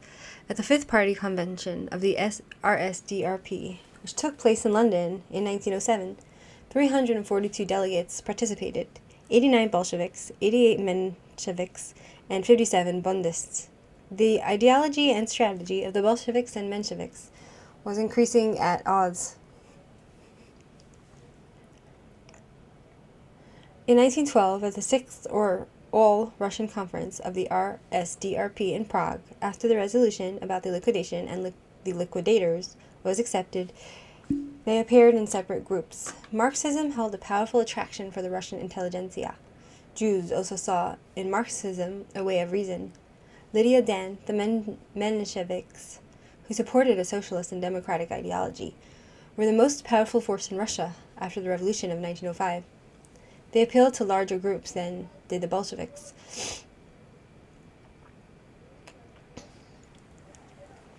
They programmed to create a post-revolutionary state based on social democratic and humanistic principles, with the obligation to provide for the welfare of the working population, appealed to many Jews. The democratic principle of the Mensheviks and their interpretation of Marxism corresponded much more closely to the Jewish tradition of free discourse than the Bolsheviks' rigid practice of brutally suppressing diverging opinions. Beyond the strictly Jewish party. Beyond the strictly Jewish party spectrum, the Mensheviks had a large number of Jewish members. Many of their leaders who had built up social democracy at Lenin's side were of Jewish origin. For example, B. Axelrod, Martov, and Dan. The Bund and the Mensheviks shared common ground on many issues. Both were fundamentally reformist associations. Many of the most important functionaries of the Bund were also leaders of the Mensheviks. Stalin commented on how important Jews were among the Mensheviks. Statistics show, so this is what Stalin says, statistics show that Jews are a majority within the Menshevik faction, naturally not including the Bundists, followed by the Georgians and then by the Russians, in contrast to the overpowering majority of Russians in the Bolshevik faction. Followed by the Jews, of course, not counting the Polish and Latvians, and then the Georgians, etc. To this, one of the Bolsheviks, I think it was Comrade Alexinsky, remarked jokingly that the Mensheviks were a Jewish faction and the Bolsheviks a true Russian faction, and that it would not be bad if we, the Bolsheviks in the party, would start a pogrom. Wow. So here we see this also is counter-narrative to Candace Owens' narrative that the Bolsheviks were Jewish, because even Lenin thought statistically that the Bolsheviks were made up of basically Russians, so Russian non-Jews. After the October Revolution, the Mensheviks became fierce opponents of the Bolshevik dictatorships. Even though so it looks like the Mensheviks, a lot of them were Jewish, and even though they believed that they had to protect socialism in Russia as a historic achievement, they condemned terror and the death penalty. Abramovich, the Martov dared to speak up against Stalin in a trial in 1918, and were therefore confronted with the vindictive feeling of the future dictator. After the party was banned in 1921, the Mensheviks worked in the underground or went into exile. Right, so we see here that this is not going according to the Jew-hating conspiracy theorist narratives that the Bolsheviks were mainly Jewish, right? Because even Lenin, even he said that the Bolsheviks were representing the Russians and not the Jews. But there were a few Jews who were actually, of course, involved in the Bolshevik Revolution, right? So, but to blame the entire thing on Jews when it's like the majority was like a whole movement from within it, Russia, all the people, the peasants, the people, the working class, everybody together going against the Tsar, right? So, after the party was banned in 1921, the Mensheviks worked in the underground or went into exile. For the exiled leadership of the party, Socialistischewski Vestnik became one of the most important platforms for a well-founded criticism of the Soviet dictatorship from a leftist perspective. This journal, almost exclusively composed and edited by Jews, was published first in Berlin, then in Paris, and finally in New York. Narodniki and social revolutionaries. The first revolutionaries of Jewish origin in the 19th century considered themselves to be Russians, and were of the opinion that the emancipation of the Jews would depend on the liberation of the Russian people. They considered Jewish religion and culture to be obsolete. Some of them even converted to the Russian Orthodox faith, and even dressed like peasants. It's interesting. Musiki, in order to engage more effectively in revolutionary propaganda among the small farmers. A. Mikhailov and Mark Nathanson founded the group Land and Freedom, Zemlya I Volya, which in December 1876 organized the first demonstration in Russia. The program had four main demands: the handing over of land to the peasants, self-administration of the Obshchina, religious freedom, and the right to national self-determination. Zemlya I Volya spread the network of the organization across all of Russia. Their activities shifted, though, in the course of 1877, from the country to the city. So this is going back in time, right? Because efforts at education and propaganda in the countryside were received indifferently or even with hostility. Vera Zasulich's attempt to assassinate the governor of St. Petersburg in January of 1878 was a signal for a wave of terror. The idea was to undermine the Tsarist regime. In the aftermath, violent actions by the police escalated, as well as revenge attacks by the Narodniki. Mark Nathanson, the popular admired an incorruptible patriarch of the social revolution and the son of a rich family, was born in 1850 near Vilna. As a 19-year-old medical student in St. Petersburg, he was arrested for his participation in the revolts. Further arrests followed as he was finally banished to Arkhangelsk, where he was able to escape. After the Zemlya I Volia was dissolved in August of 1879, he was arrested again, spending the next 11 years in exile in Siberia. Later, he emigrated and became a CC member of the Socialist Revolutionaries, returning to Russia in 1917. He became one of the leaders of the left social revolutionaries who participated in the first Soviet government. Natanson died in Switzerland in 1919. So it looks like these people are like diehards, like this Mark Natanson, it seems like nothing's gonna beat him down. Like, he gets sent to Siberia, living there for years in the freezing cold and God knows what else, and he comes back with kicking, Thus was the people of those days. They were very, it looks like they were very diehards, I mean, today you have the diehards too, but usually it's from a destructive source, such as Islam, for example. Right? Where they go and, blow themselves up, killing everybody. So, Joseph Aptekman, Aaron Gobet, and Aaron Sondalovich, and other Jews were among the members and leaders of the revolutionary movements of the nationalists, the Narodniki, even though the movement, which saw Russia's salvation in a kind of agrarian socialism based on old Russian traditions, partially welcomed the pogroms and spread anti-Semitic and anti-capitalist tendencies. So even though they were Jews, part of this Narodniki, there were still pogroms from this group. Wow. Jews also joined the terrorist movement. For example, People's Will, Narodnaya Volia, founded in 1879, Salomon Wittenberg, Meir Molodetsky, and Grigory Goldenberg, who at the age of 25 committed suicide in prison in 1880. Plekhanov convinced several prominent ex-Narodniki of Jewish origin to join the black redistribution, Ksorny Peredel, meaning from the landowner to the landless peasants, a more moderate successor group to Zemlya I Volia. Their leaders, Lev Deitch, from 1855 to 1941, his lifetime companion, Vera Zalutlich, 1849 to 1919, and Pavel Axelrod, from 1850 to 1928. So it looks like there was so many different people, Jewish people, non-Jewish people joining different groups, and it's a very messy time because then some groups would end up doing bad things, and all over the place, right? So Ovi Aptekman from 1849 to 1926. Following the arrest of most of the group, including Aptekman, by the end of 1879, Deitch, Blekhanov, Zalutlich, and other members temporarily lived abroad.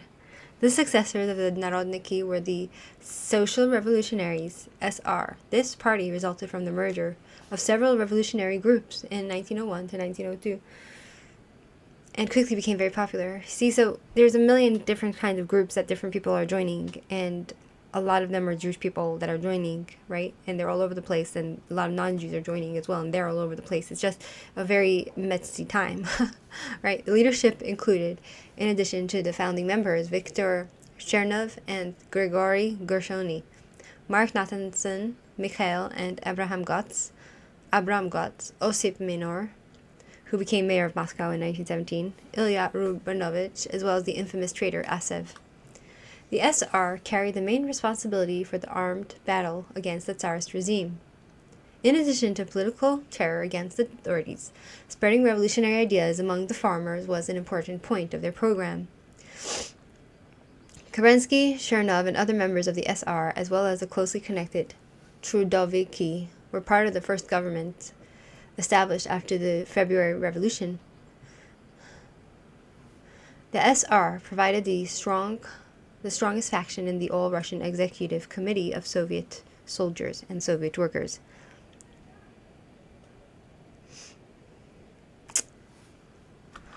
The SR was the social revolutionaries, right? So the leftist socialist revolutionaries, a radical socialist grouping within the SR, was excluded from the Third Congress of the party in June 1917. They constituted themselves as an independent party and demanded Russia's immediate withdrawal from World War I and socialization of the land. They had refused to collaborate with the provisional government in March 1918. They withdrew their representatives from the Council of the People's Commissaries in protest against the ratification of the Treaty of Brest-Litovsk. So you see there's like so much messiness going on like at this time between like the 1850s to 1917.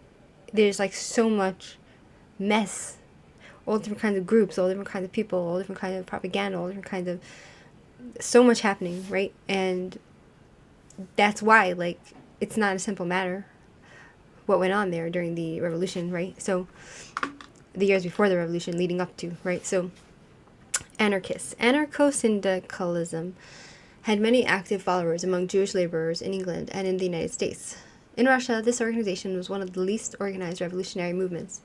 After the revolution of 1917, the anarchists oscillated between opposition to the provisional government and temporary support for the Bolsheviks. Later, they opposed the Soviet government and demanded a third, libertarian revolution, which proved to be reason enough for their brutal persecution and suppression by the regime. 3 Jewish anarchists became legendary in Russian history of anarchism and revolutionary. Vsevolod Volin, whose memoirs of revolution, civil war, and the Makhno movement made him very well known, as well as a couple, Emma Goldman and Alexander Berkman. Jewish Bolsheviks. Right. So within the broad spectrum of Jewish organizations and the associated infrastructure, the number of Bolsheviks of Jewish origin was insignificant. See, just like Lenin said, right? And so for Candace Owens, again, because she's the one that spreads this conspiracy theory that Jews were slaughtering Russians, and, you know, just because Trotsky was a military strategist and he fought for the Bolsheviks against other different factions and anarchists and socialists who were, a lot of them were Jewish, right? It doesn't mean that the responsibility for the Bolshevik Revolution is squarely put on Jews. It was a joint effort, and there were very few Jews within the Bolshevik Communist Party. So, like, she's just an anti-Semite, and that's all it is, right? And so, and Lenin even said it himself, right? Within the broad spectrum of Jewish organizations and the associated infrastructure, the number of Bolsheviks of Jewish origin was insignificant.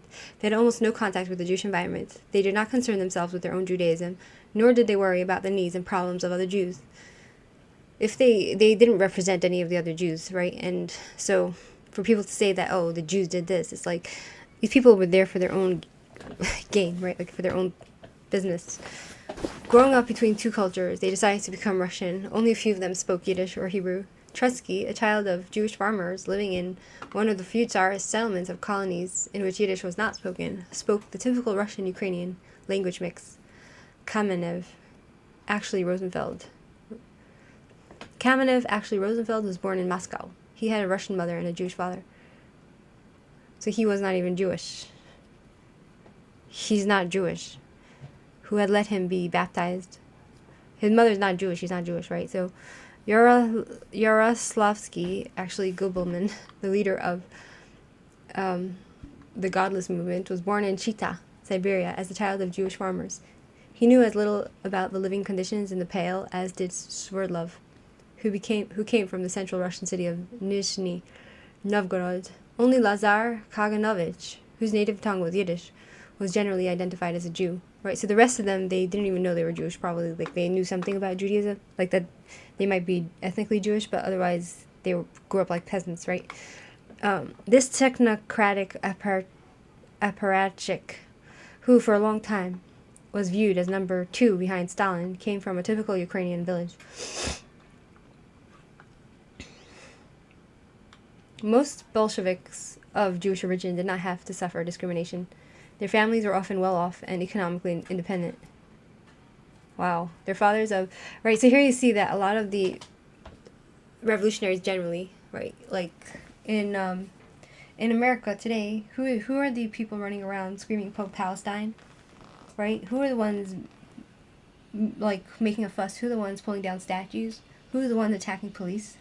Who's the ones that do that type of thing? It's usually the people who are born with a golden spoon in both sides of their mouth, you know? So it's a very interesting thing, right?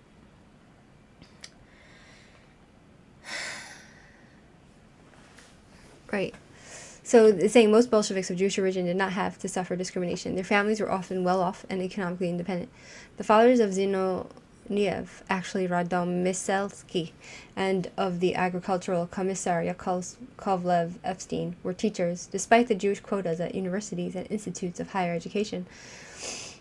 David Ryazanov, later head of the Marx Engels Institute in Odessa, and the financial commissar Sokolnikov, actually brilliant in Moscow, were able to receive a higher education. Radek, the only leading Jewish Bolshevik who did not come from a Russian-speaking background, attended high school in Poland. The Tsarist society denied these men and women real possibilities for advancement. Their role as outsiders had somehow pushed them into embracing the profession of the revolutionary. Their personal decision to opt for Bolshevism, the most ruthless, utopian direction, was shared only by a minority. In 1922, statistics shows that the party had only 964 Jewish members. Wow, before the revolution. Out of a total of 23,600 members. Wow. If I had this book in my hand, I would mark it with the marker, right? In 1917, 2,182 members joined, of whom some had previously been Mensheviks. In other parties, the number of Jewish members was higher before 1917. Thousands of Jews joined Jewish and general political parties after the February Revolution, where they filled important positions. Anti-Semites had, at the time, coined the term Judea Commune. The equation of Judaism and Bolshevism was at best a misunderstanding in most cases. However, it was a calculated anti-Jewish rumor spread against better judgment, as well as the membership statistics. The attempted assassination of major communist functionaries by 2 Jews also proved Jewish Bolshevism to be a lie. Right, the idea of Jewish Bolshevism, right? So, like Candace Owens comes and says that the Jews were Bolsheviks, all the Jews were the Bolsheviks, right? There was 900 out of 30,000 Bolsheviks in the Bolshevik Party were Jewish. The rest were not Jewish. They're Goyim. And Jews from other parties, right, from other communist functionaries and other socialists, whatever, they tried to assassinate 2 major communist functionaries, right? So here we see that Jews were actually against the Bolsheviks, not part of it, not in big part of it, right? So that debunks that, right? Lenin and Stalin on the Jewish question, right? So Lenin and Stalin on the Jewish question. In 1903, in several... I wish I could just, like... What page is this? Important pages I should really... Important pages I need to mark down. Right?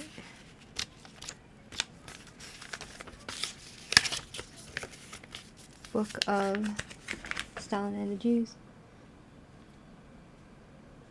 Stalin and the Jews.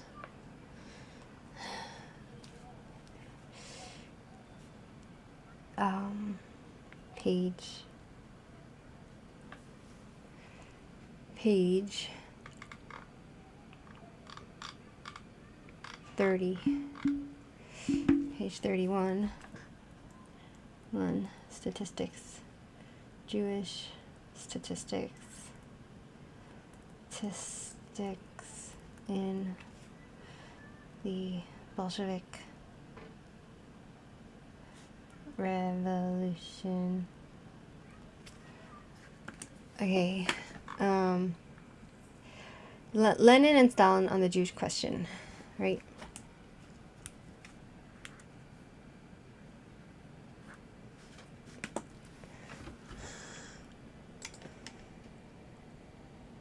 Okay. In 1903, in several essays, Lenin criticized the Bund, which was made up of Jews, right? Does the Jewish proletariat need an independent political party? Assimilation or dissimilation, and the last word of Bundist nationalism. Lenin had already presented in the party newspaper, Spark, Iskra, his negative thesis regarding Yiddish culture, which was erroneous and irrelevant, but which represented his opinion. He says, the idea of a special Jewish people, totally untenable from a scientific perspective, is reactionary in its meaning. The latest history and political reality is proof, and delivers irrefutable evidence of this well-known fact. The Jewish question is as follows, and not anywhere else. Assimilation. The Jewish question is as follows, and not anywhere else. Assimilation or dissimilation, and the idea of the Jewish nationality openly carries its reactionary character, not only among their later followers, the Zionists, but also with those who tried to combine these questions with social democracy, with social democratic ideas. The Bundists, the idea of a Jewish nationality contradicts the interests of the Jewish proletariat because it creates a mood hostile to assimilation, a ghetto atmosphere. So basically, the Russians can have their Russian state, their Russian nationality, their Russian country, but Jews are not allowed, right? So Lenin considered Yiddish to be a relic of the Middle Ages that would vanish with the assimilation of Jews. However, he had published his appeal to the Jewish workers in Yiddish to attract their interest in Russian social democracy. Hypocrites, right? Like, wow, but that's the nature of humans, right?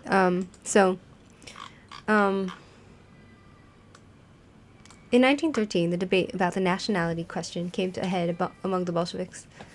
More than once in Pravda, the Bund was accused of having divisive intentions. The article National Separatism, published on May 28, was followed by a contribution about cultural national autonomy.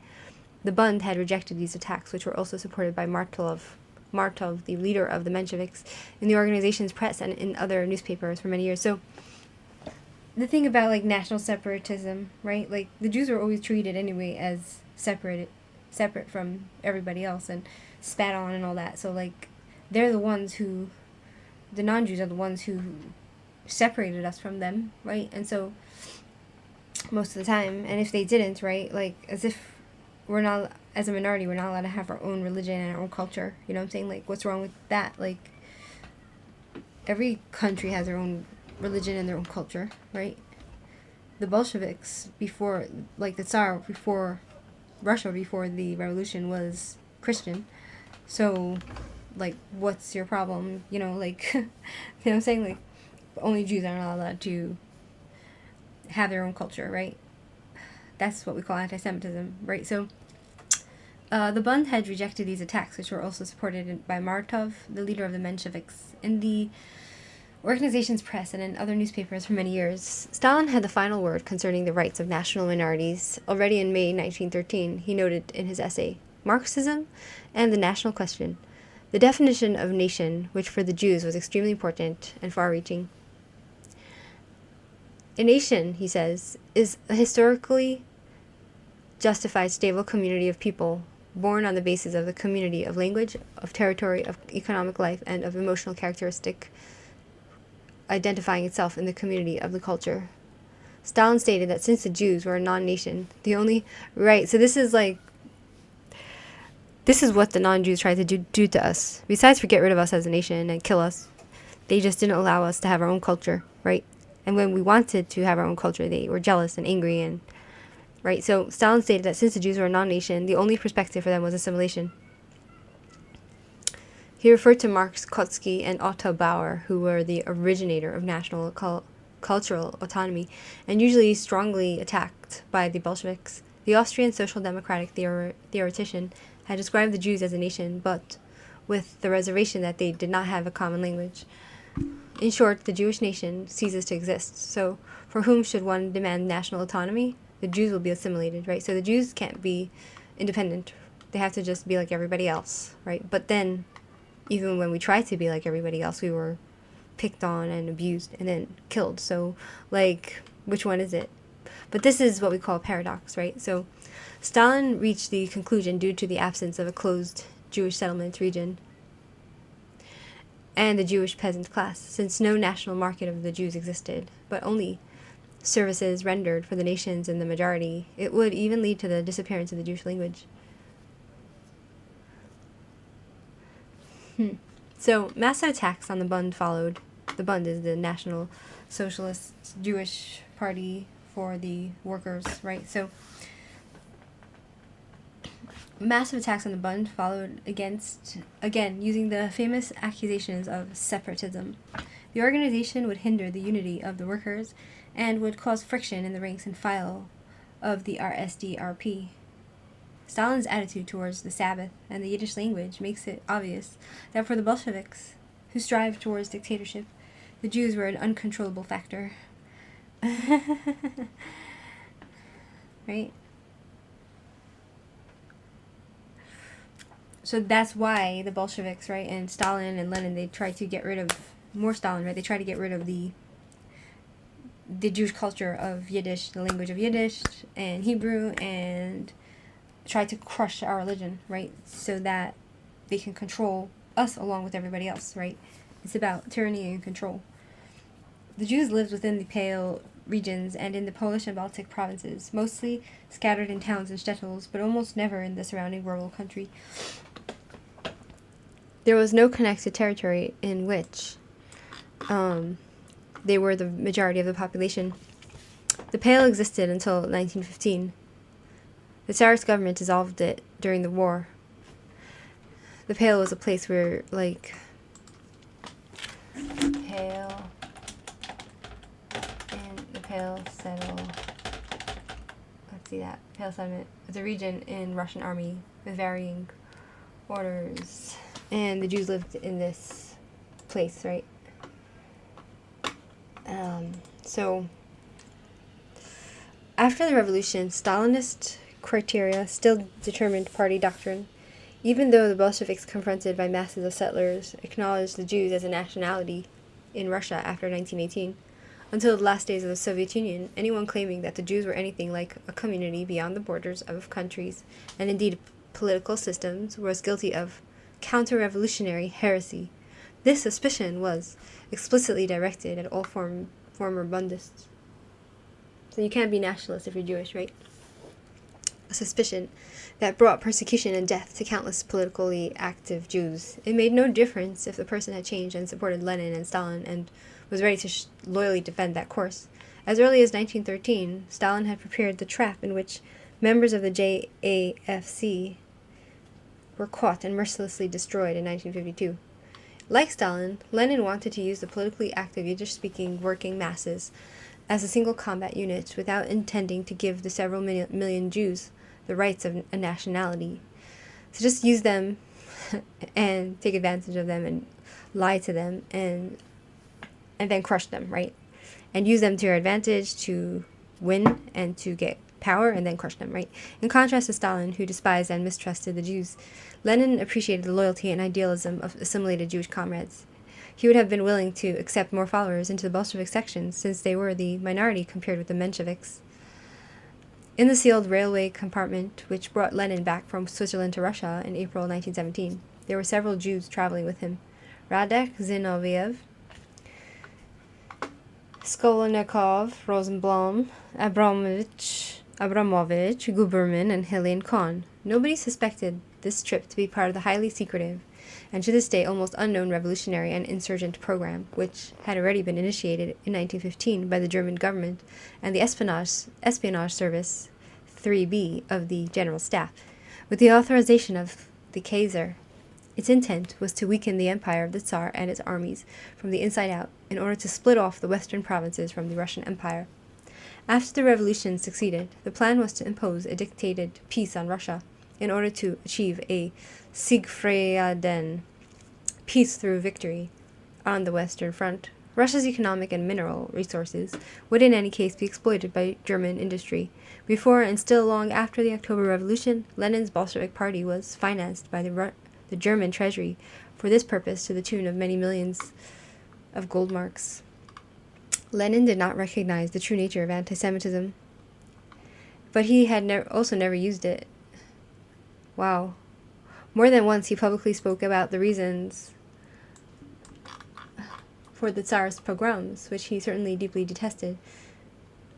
In a speech in January 17, 1917, in Zurich, he declared, Tsarism's hatred was directed especially towards the Jews.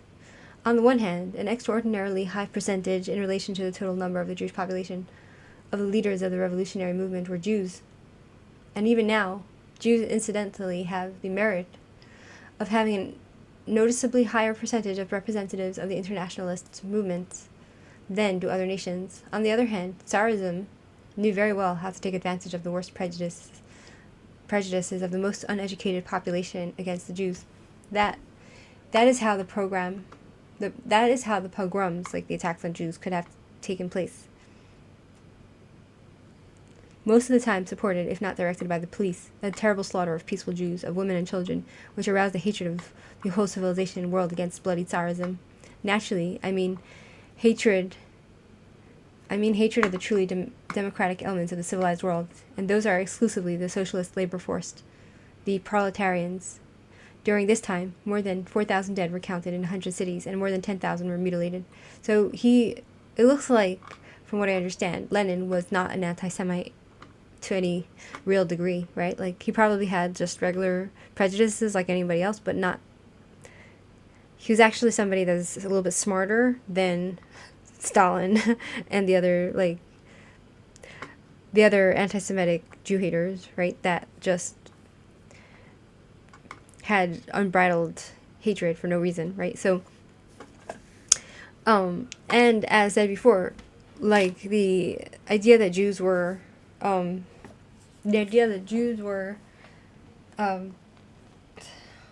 overly representative in the Bolshevik Revolution is false, because most of the Jews were involved in other parties, socialist parties, in the revolution, right? It was a joint movement, but most of the Jews were not part of the Bolshevik Party. They were in the other socialist proletariat parties known as the Bund, right? From what I understand.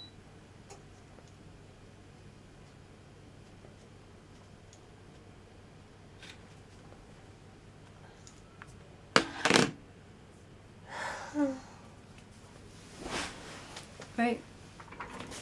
The gifted analyst and prophet of the revolution did not sense that 1 month later, the revolution in Russia would really break out. Wow.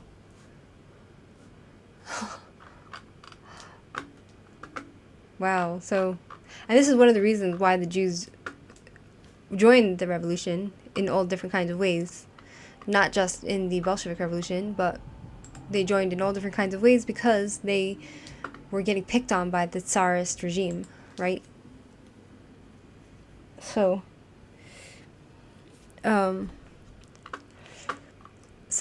I don't really know much about Lenin, right? And how he came to be the leader, and and what kind of damage he might have done, right? So, like, because after all, like in the Civil War, right? It was a very bloody war, and then he became the president, and then he died, and then Stalin took over. So,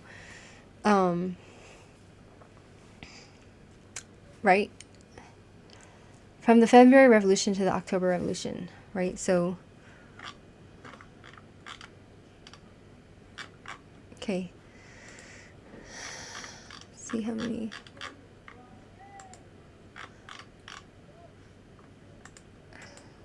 I need an intermission. It's probably going to be very interesting, right?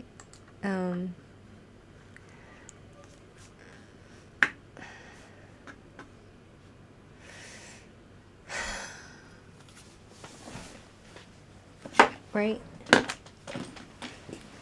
I need to take a minute to figure out what I want to do.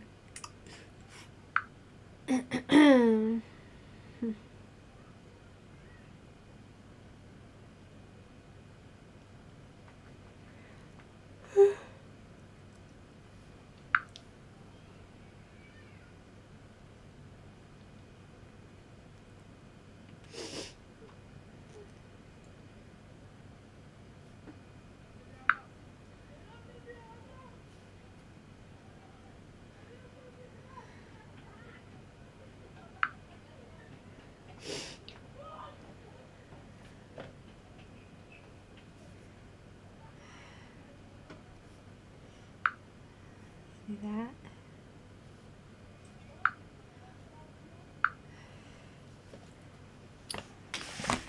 Okay, let's get on with it, right?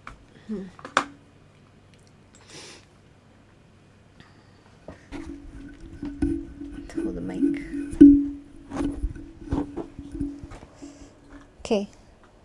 From the February Revolution to the October Revolution. When the February Revolution swept the Tsarist regime away in 1917, all real prospects opened up to the Russian Jews for the first time in centuries. Right, hold on. The February Revolution. Right. All real... Check that it's working. To the Russian Jews for the first...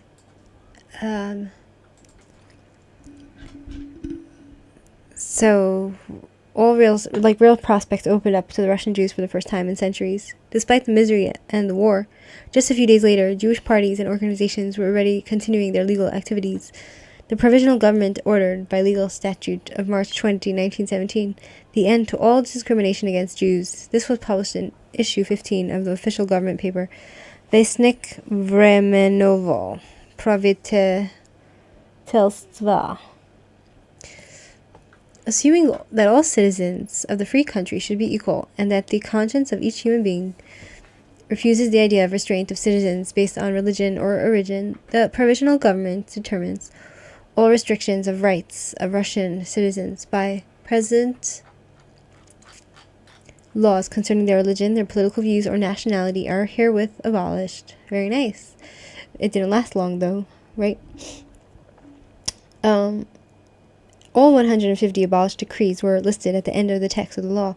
Suddenly, the Jews were able to display their political opinions, as well as their social and cultural activities, individually and as a national group. They were now able to determine their profession and decided where they wanted to live. The opportunity to create and mold their life according to their own standards suddenly freed previously repressed energy. In 1915, the courts had prohibited any kind of Jewish press because of a lack of reliable censors who knew the language. Now the Yiddish newspapers, Petrograd Daily, Petrograder Tagblatt, The Free World, Das Freie Wort, The Worker's Voice, Die Arbeiterstimme, the organ of the band, as well as the Hebrew newspapers, Ha'am and Hekaver, and the paper Evesky, Student in Russian, were published once again. The Jews supported the new government with all their heart. 4 Jewish politicians and lawyers became members of the Senate: M. Vinaver, O. Grosenberg, I. Gurevich, and G. Blumenfeld. Already on March 24, the chief of the provisional government, Duke Georgy Lvov, received the Jewish delegate of the 4th Duma, M. Bomash, I. Gurevich, N. Friedman, and 11 members of the Jewish Politburo, who expressed the gratitude of the Russian Jews for their liberation. Right? Let me see this. Can you imagine, they really thought that it would be free at last, and then because of communism, right, there was a famine, there was no food, and people were dying because the government stole the land from the people, and then they made them work for free, and they didn't want to work, and then the whole thing is just, it's the tragedy of communism, right? It just doesn't work.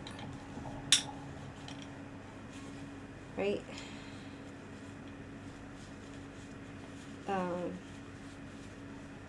This is gonna be better for me.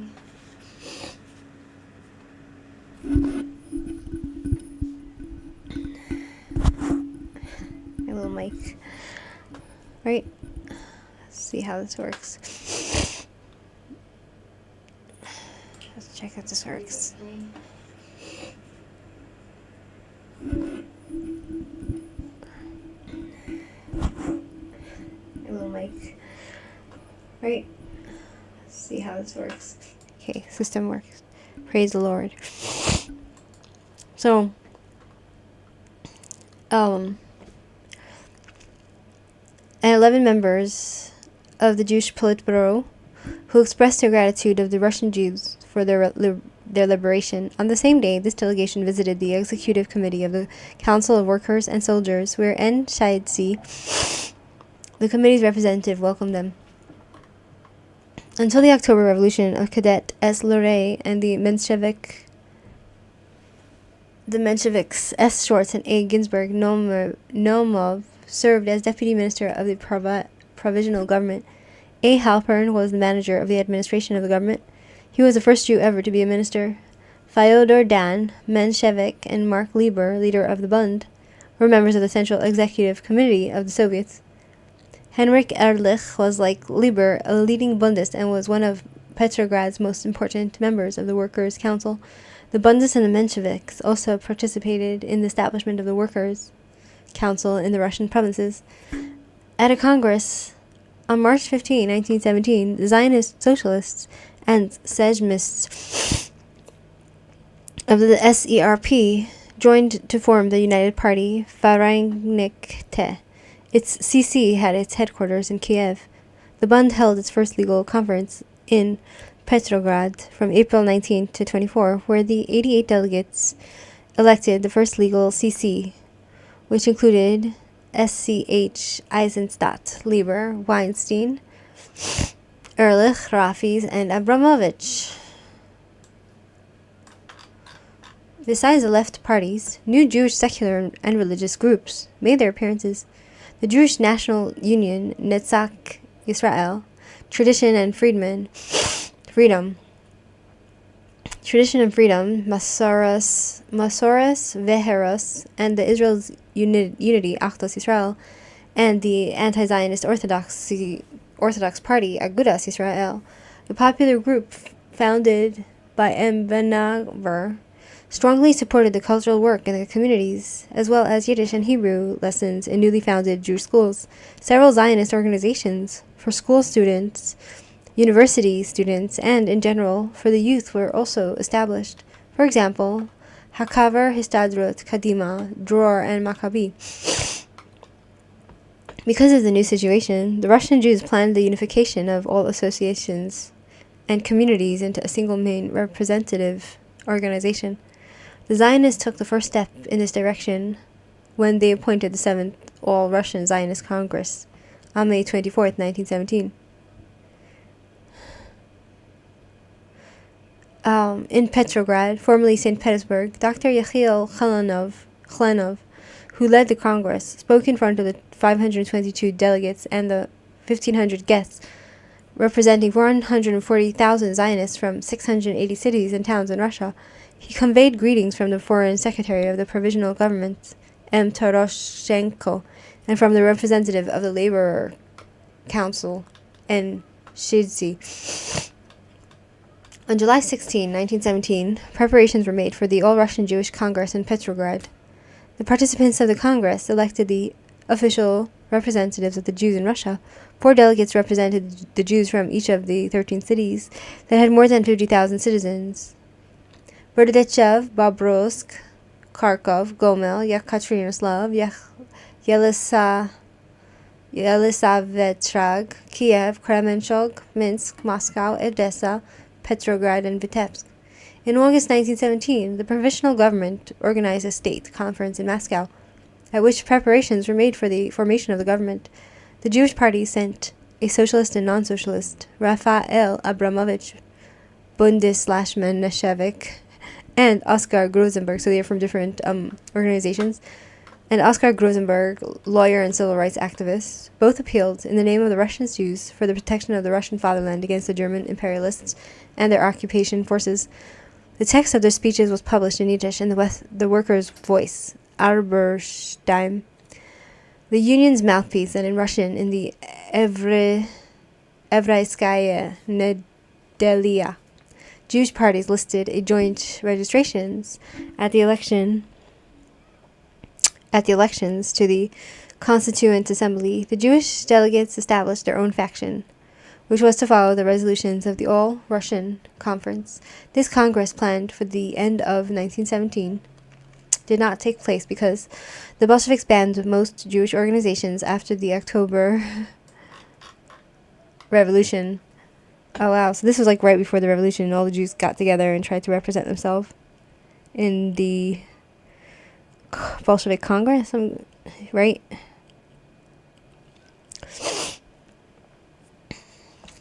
After the peace treaty of Brest-Litovsk, the Germans occupied almost all the Jewish population centers on March 24th. Oh, so there was like, this was like near First World War One. So the Germans were occupying Russia and all that, right? So that's why the Jews were asking for protection from the Russians, from the Germans, right? It's very complicated. It's like, I don't know if I'll ever be able to absorb this stuff and remember it, you know, like, I wish I had a better memory, right?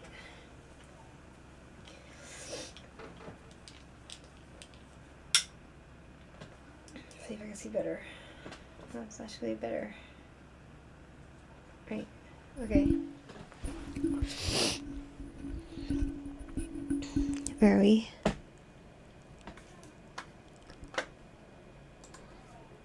Right.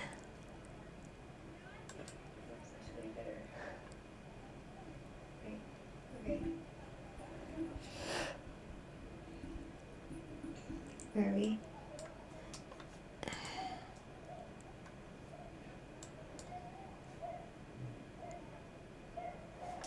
Okay.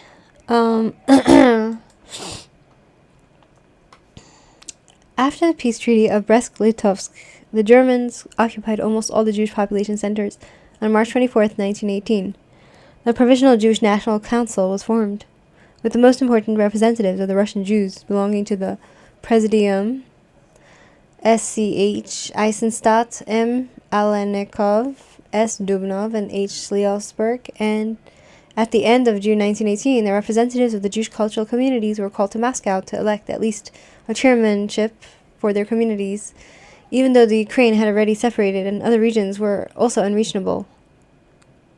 Among the 149 delegates from the 40 communities, the Zionists were the strongest faction with 62 representatives. Only 21 delegates represented the Bund. The umbrella organization was also forbidden and abolished by a decree of Joseph Stalin. The Commissar for Nationalities after June 19, 1919, the end of the organized Jewish community of the Soviet Union, was thus decided. I think that was probably because of Stalin's influence over Lenin, right? Like, that's what it seems to say here. Because Stalin only really came to real power later on, right? After Lenin died, right? So, after the elections of the town councilors, many Jews were involved in community politics. In July 1917, all leftist Jewish parties in Kiev joined to establish the Socialist Bloc. The Zionists and the Orthodox Jews formed the Democratic Bloc. Together they obtained 15 seats in the town council. The Menshevik A. Ginsburg Nomov became deputy mayor in Minsk. 102 towns councilors, including 28 Jews, elected the Bundist Weinstein as their chairman. In Yekaterinoslav, in the Menshevik I. Polonsky was elected mayor. In Moscow, the Social Revolutionaries represented the majority of the town Soviet. The Jews in independent Ukraine from 1917 to 1920. Wow. So, another thing is that it's just like really sad because it seems like all during this time the Jews were involved in a lot of different things and programs and organizations and all this type of thing. And then, right, and then, and then what's to come in the next 20 years, right? In the next 25 years, what's to come is just disaster and terror and Holocaust, right? Like, because the Germans in World War II, during the Stalin era, they occupied Ukraine, right? And parts of Russia, and they slaughtered all the Jews there. It's just like really tragic when you think about it, right? So, the Ukraine became famous as the setting of the cruelest Jewish persecution, right? And so, when the Jews were the Jews in Ukraine were living under the Ukrainians themselves were the most cruel people ever, and they butchered the Jews. The Russians weren't even as cruel as the Ukrainians, and still today the Ukrainians are just nasty people. Nasty. Right? So the Ukraine became famous as the setting of the cruelest Jewish persecution during the revolutionary years, even though the government had granted full national rights to the Jews, rights that were unthinkable during the reign of the Tsars and under the Bolsheviks.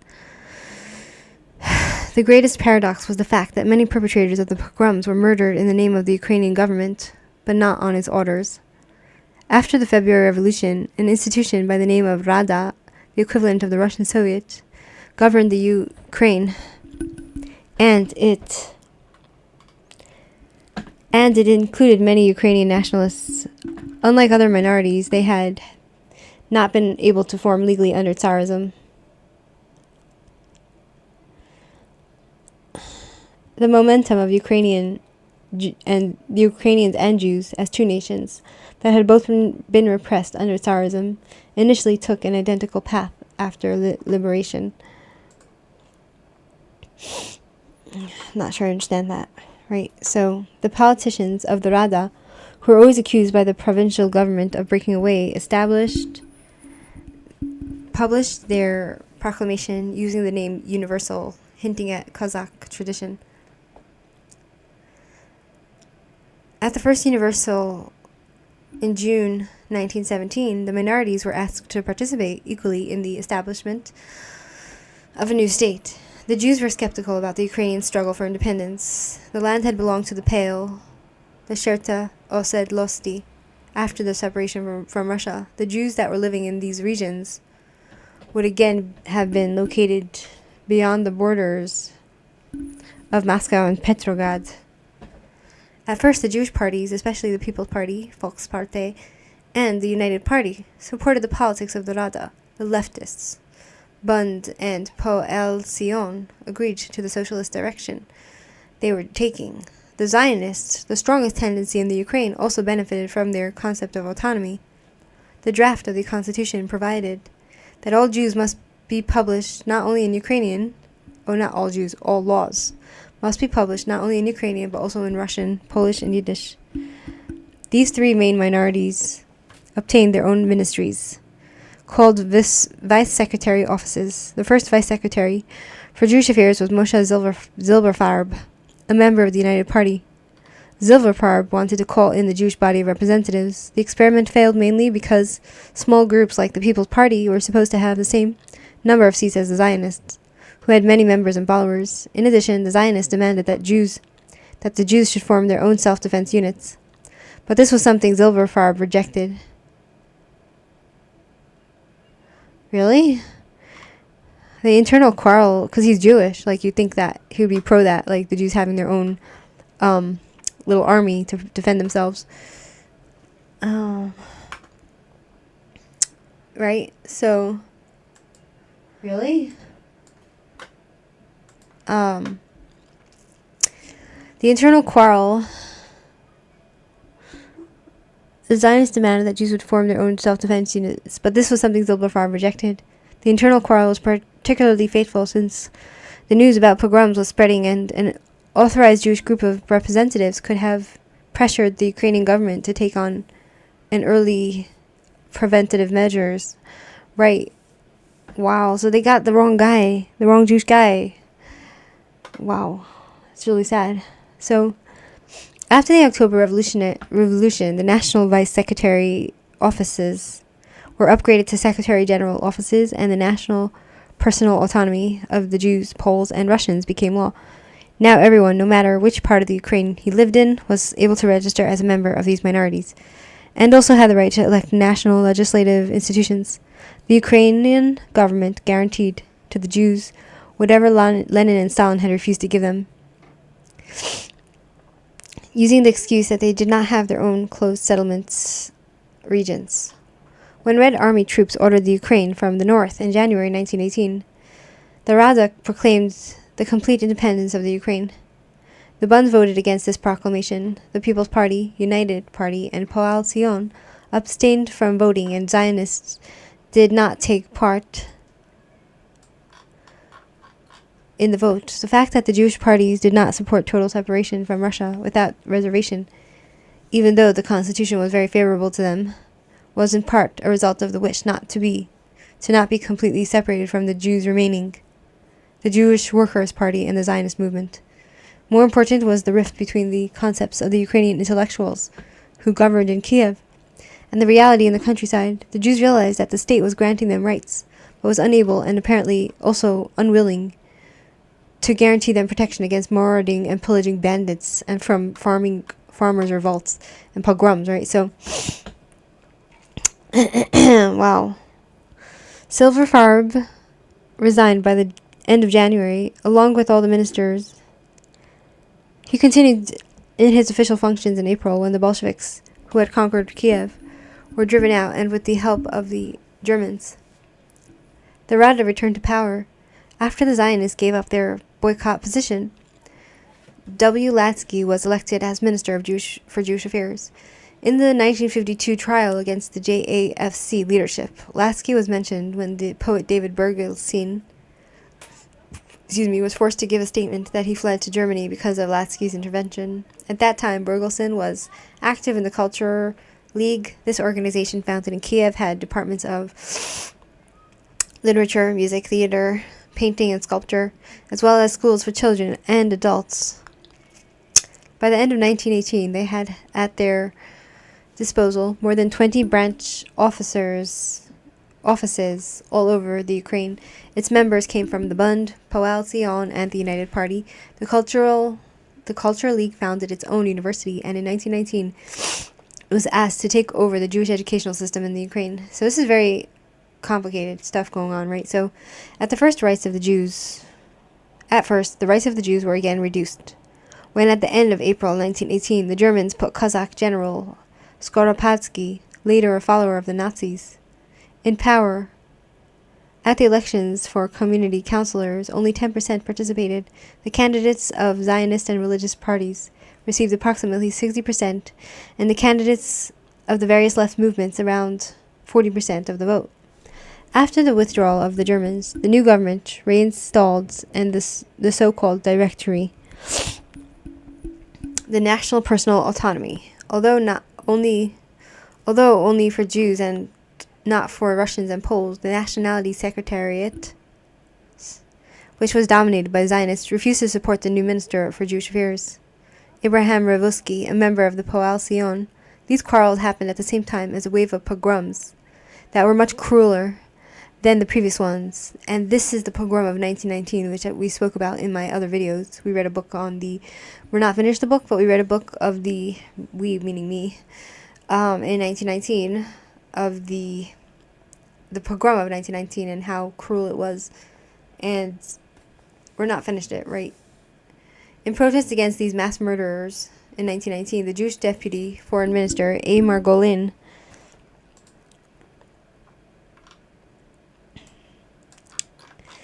resigned. At this point, many Ukrainian Jews permanently opposed independence for the Ukraine and had no choice but to look for protection from the Bolsheviks. Right, because even though the Jews didn't, a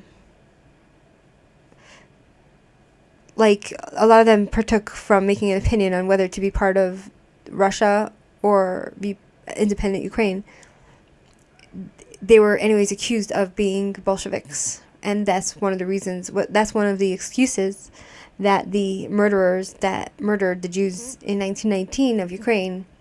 That's the excuse they used to accuse them of being a traitor, right? And then the irony is when they wanted to get power, like a lot of the government in Ukraine, they wanted to get some sort of power, they would appeal to the Jewish socialists for support, right? Even though they slaughtered the Jews, right? So like the whole thing is fucked up, right? So since the head of the directory, the leftist nationalists Simon Petlura refused to repeatedly to take actions against the pogroms. The Poal Zionists also withdrew support, and Revusky resigned after Petlura had publicly denounced the pogroms in April 1919. Pinchas Krasny took over the office. More or less on his own initiative, he managed to initiate aid for the victims of the pogroms and to extend the national autonomy rights. This, of course, was only a theoretical success because the days of Jewish and Ukrainian autonomy were numbered. Following the Bolshevik victory in November 1920, when Revusky emigrated in exile, he wrote some very revealing memoirs. Krasny remained in the Ukraine and supported the new regime. Yeah, so it's very sad. The whole thing is just like really tragic, what happened to the Jews of Ukraine. And then when the Nazis occupied Ukraine later on, after the Bolsheviks, the Soviets basically ruled over Ukraine. And then when the Nazis rolled in 1941, right, 1940 to whatever year at that time, they didn't even have to convince the Ukrainians to slaughter the Jews. The Ukrainians themselves did the dirty work. They rounded the Jews up and threw them into pits and shot them, and that was that, you know. And right, so part 2. Janus faced liberation, the Jewish ascent after the October Revolution. The Jews in Revolution and Civil War, right? So, okay. Let's see. We could do another hour or so, right? Like, we could do that. Right? We have strength. I have strength. Right? Part 2. There's a lot of, like, there's a lot of detail, right, when it comes to history. And it's important. And I only wish that I had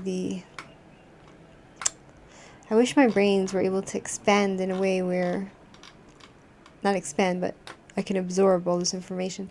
I remember seeing a documentary about the Rain Man, and he was called the Rain Man. He was like a special needs person, but he had encyclopedic knowledge. And the reason he had that was whatever he... Second. Why is it... Comments? No. Live. Whatever he read, he was able to store in his brain, and people would ask him questions, and he would give them answers, right? Like, it was just wild, right? No, what did I just do?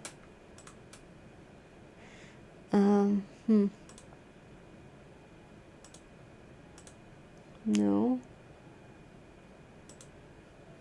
Whatever. I don't know what I just did there.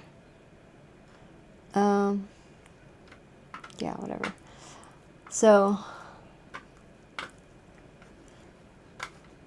Janus faced liberation, the Jewish ascent after the October. And so when we're talking about basically the slaughter of the Jews of Ukraine in 1919, like, if you go watch my videos, which I was reading about reading from the book of the documents that came out after that, right? And the description on how the Ukrainians treated the Jews is just so disgusting that it's just something that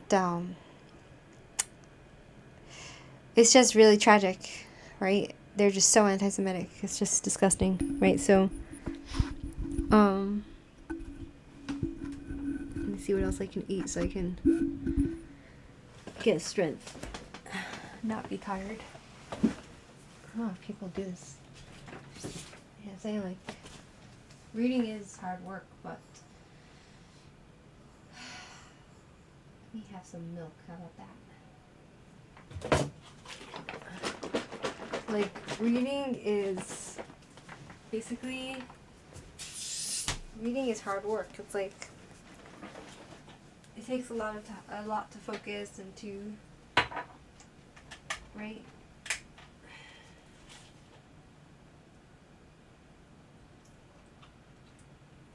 It takes a lot to focus and to read and to understand and to concentrate and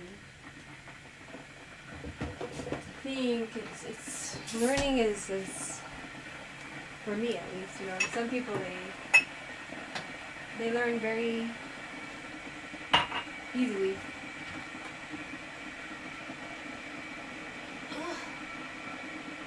Some people they learn. It's easy for them to learn. You know, and they store all the information and they understand it and they remember it. Right? Someone like me, not so much. Right? Like someone like me,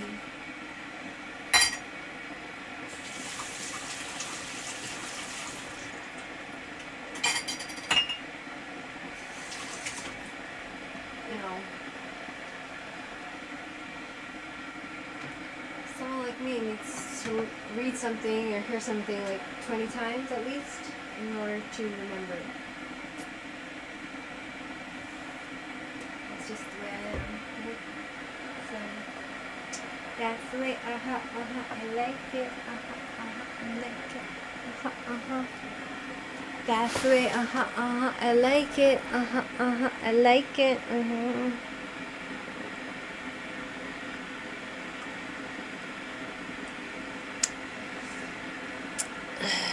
Yeah.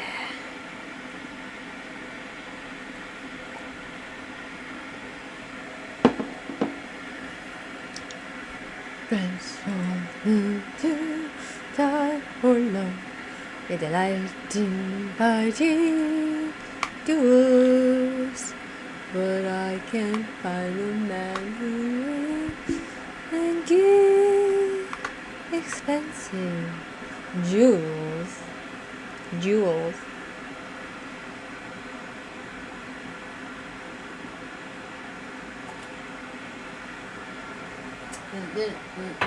Maybe quite continental, diamonds are a girl's best friend.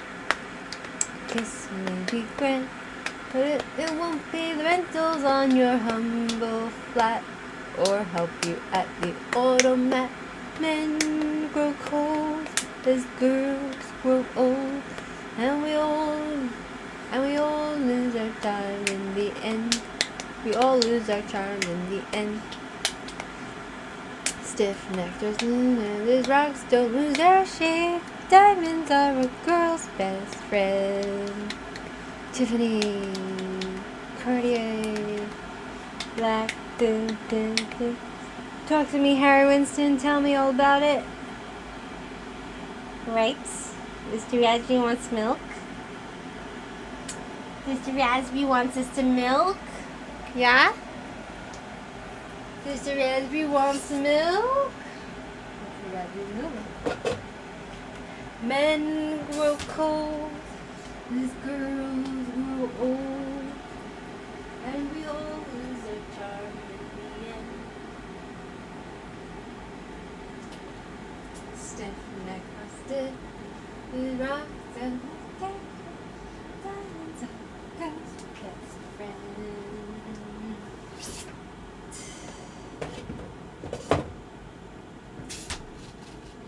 Talk to me, Harry Winston. Tell me all about it. Yeah. Excuse me, rude.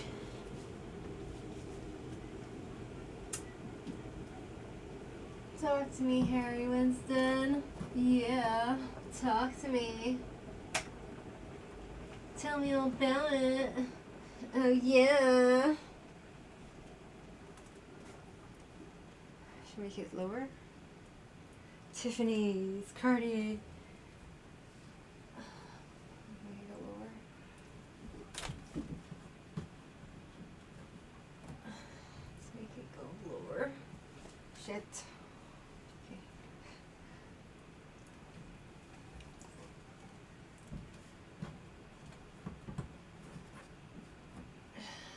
Tiffany's, Cartier.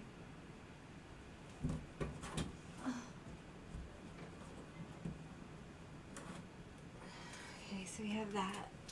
Hopefully that will keep the light out so I don't go blind. God forbid.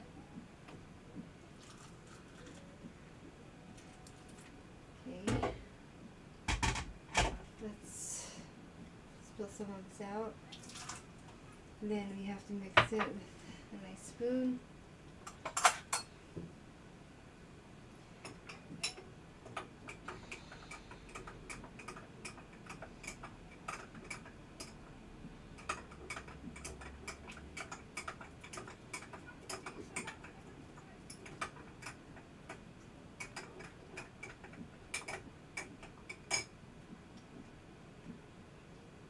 Okay, let's put some milk in it. Tiffany's, Cartier. Talk to me, Harry Winston. Tell me all about it. Those rocks don't lose their shape. Diamonds are a girl's best friend. French chopin, die for love, like to party, do. Let's have some tea. Some tea. Right, Marjorie? Some tea. Okay, let's take out this.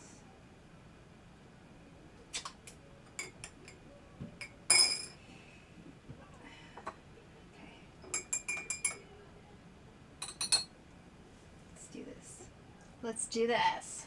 Let's do this. Yeah. Let's do this.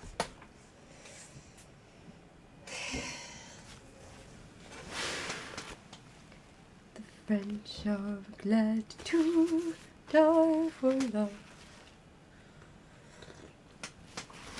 Stilo, did you know that Marilyn Monroe, she converted to Judaism?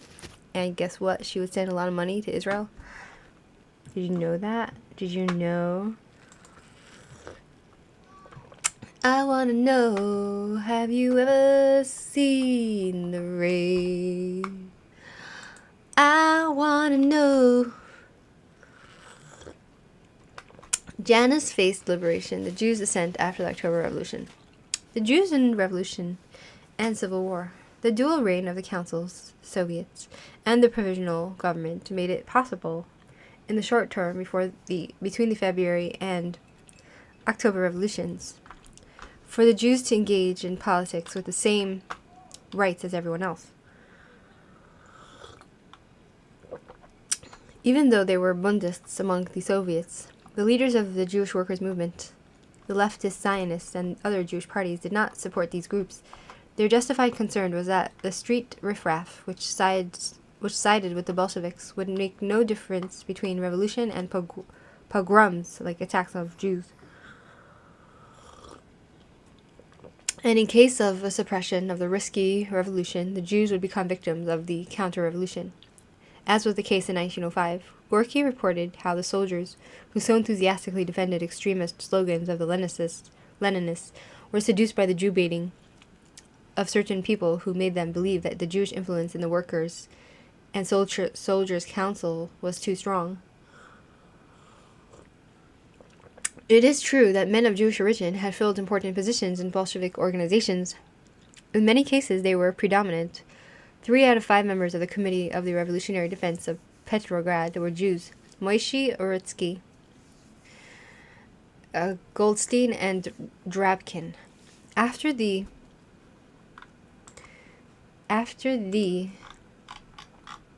10th Party Congress of the Communist Party of Russia, the RSDRP, B, operated under this name since 1919. In April 1921, Lenin, Stalin, Trotsky, Zinoviev, and Kamenev were members of the Politburo in the fall of 1917. In the fall of 1917, Trotsky was elected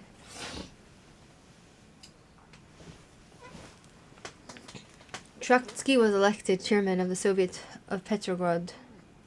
He was also elected as one of the 15th member of the board of the People's Commissars, as Commissar of Foreign Affairs.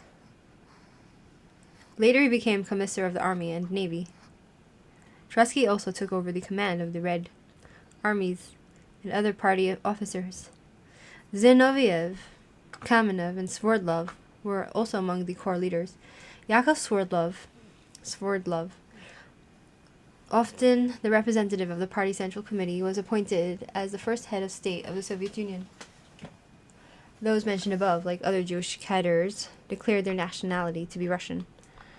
The first Soviet government, formed by a coalition of Bolsheviks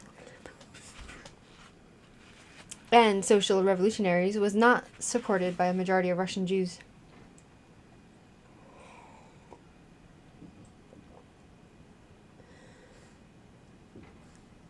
Oh man. Swallowed ear. Okay. Soon after the revolution, it became clear that the politics of the Bolsheviks ran counter to the interests of the Jews.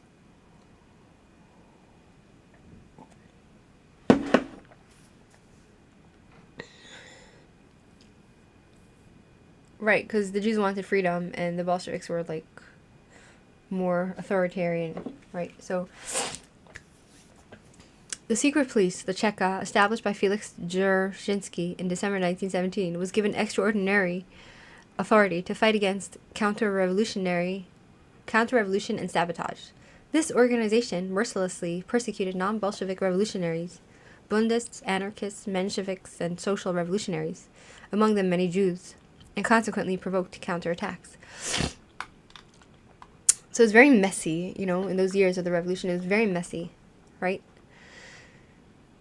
In order to take revenge for his executed friends, in 1918, the young Jewish socialist Kanag Jesser shot Moishi Oritsky. So Jews are killing Jews. Who in the meantime had become head of the Moscow Cheka. The Jewish anarchist Fania Kaplan, born Fega Reuterblatt, was involved in the attempted murder of Lenin. Oy vey. The Jewish people, it's like, see, this goes to show that many Jews were not pro the Bolshevik. They weren't part of the Bolsheviks. They weren't the ones in the Bolshevik Revolution. They were in the socialist movement of the revolution. They weren't part of the Bolshevik side, right? Like these people, they're like diehards, like ideologues. They really believed, We should store like a raspberry. This little raspberry. So, oh wow. So, Fegi Reuterblatt was involved in the attempted murder of Lenin. Documents that are now available show that she most probably was not the shooter, but covered the assassin. This attempt of August 30, 1918, gave the Bolsheviks the pretext for an open and systematic mass terror against the bourgeoisie and their agents. The pogroms. Oh God. Pogroms. Under the Bolsheviks. The pogroms. Between 1917 and 1921, there were 1,236 pogroms in 530 cities. It's like attacks on Jews and shtetls. During this time, 60,000 Jews were murdered. That's a huge amount of people. Jewish people. 500,000 of them lost their homes, home and property, and many would still suffer from the after effect of their injuries for years. Never before in the sorrowful history of the Russian Jews had there been a massacre of this size. The mercenaries' campaigns in the traditional settlement region would begin the wave of murderous violence, for which the term civil war doesn't really apply. On Ukrainian soil, Ukrainian units fought against the Bolsheviks. Oh my god. So, like, 60,000 Jews were killed under the Bolsheviks, right? In pogroms. Organized state violence, right? And from what I understand. And then under Ukraine, right? On Ukrainian soil, Ukrainian units fought against the Bolsheviks. It was a war of independence. In Belarus, the Polish conquerors advanced. In the Baltics, the German Free Corps. In the south of Russia, the voluntary army under the leadership of former Tsarist generals. There were marauding troops everywhere, Cossacks, leaders, Ataman, rebellious farmers, and under the leadership of anarchists and criminal gangs, fortune seekers and deserters from the defeated Tsarist army. The bulk of these troops, and most of the time their leaders as well, were united by their traditional Russian anti-Semitism, right? So it was during this war against the Tsar, right? Tsar of Russia. The Tsar's army actually, it seems, went after the Jews. Everybody was going after the Jews. That's why 60,000 were dead within 3 years. Wow. The propagandists of the whites and of the Ukrainian Ataman blamed the Jews for Bolshevism and its crimes. The old familiar battle cry, "Kill the Jews and save Russia," became popular again. Leaflets were distributed during the pogroms, claiming to unmask the true rulers of the alleged Soviet Judea.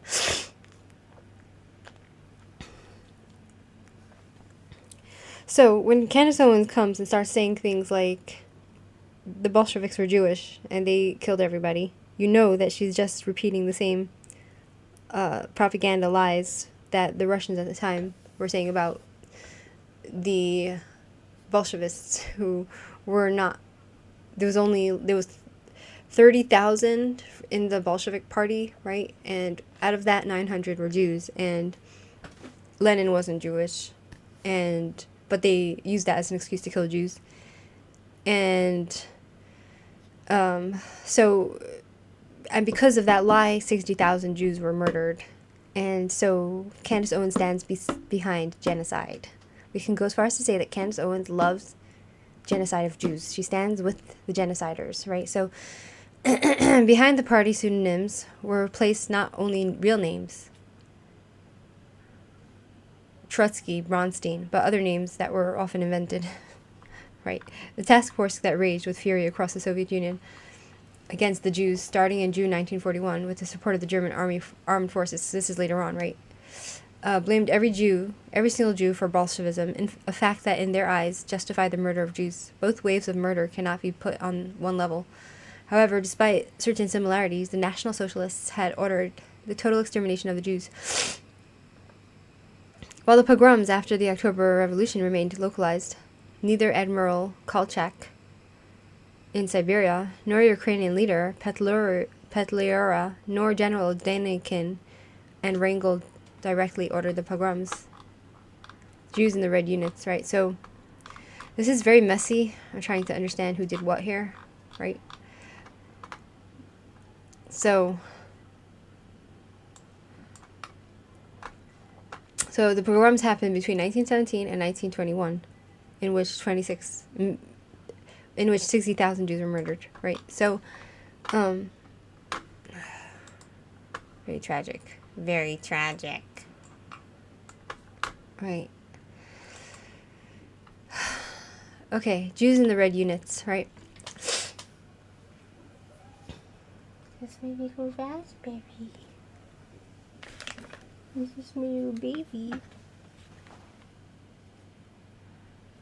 Economy.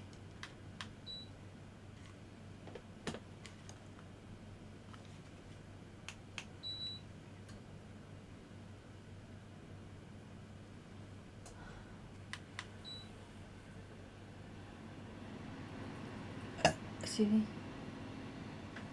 Economy.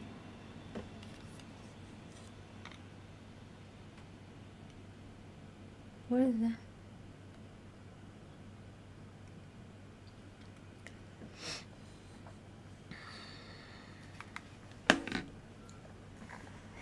Go ahead and pull the curtain down, maybe.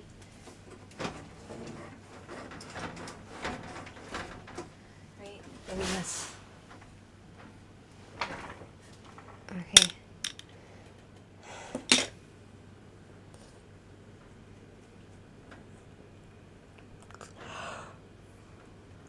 Okay, Jews in the red units. Guchav, the Minister of War in the Provisional Government, ordered the democratization of the official corps of the army right after the February Revolution in 1917.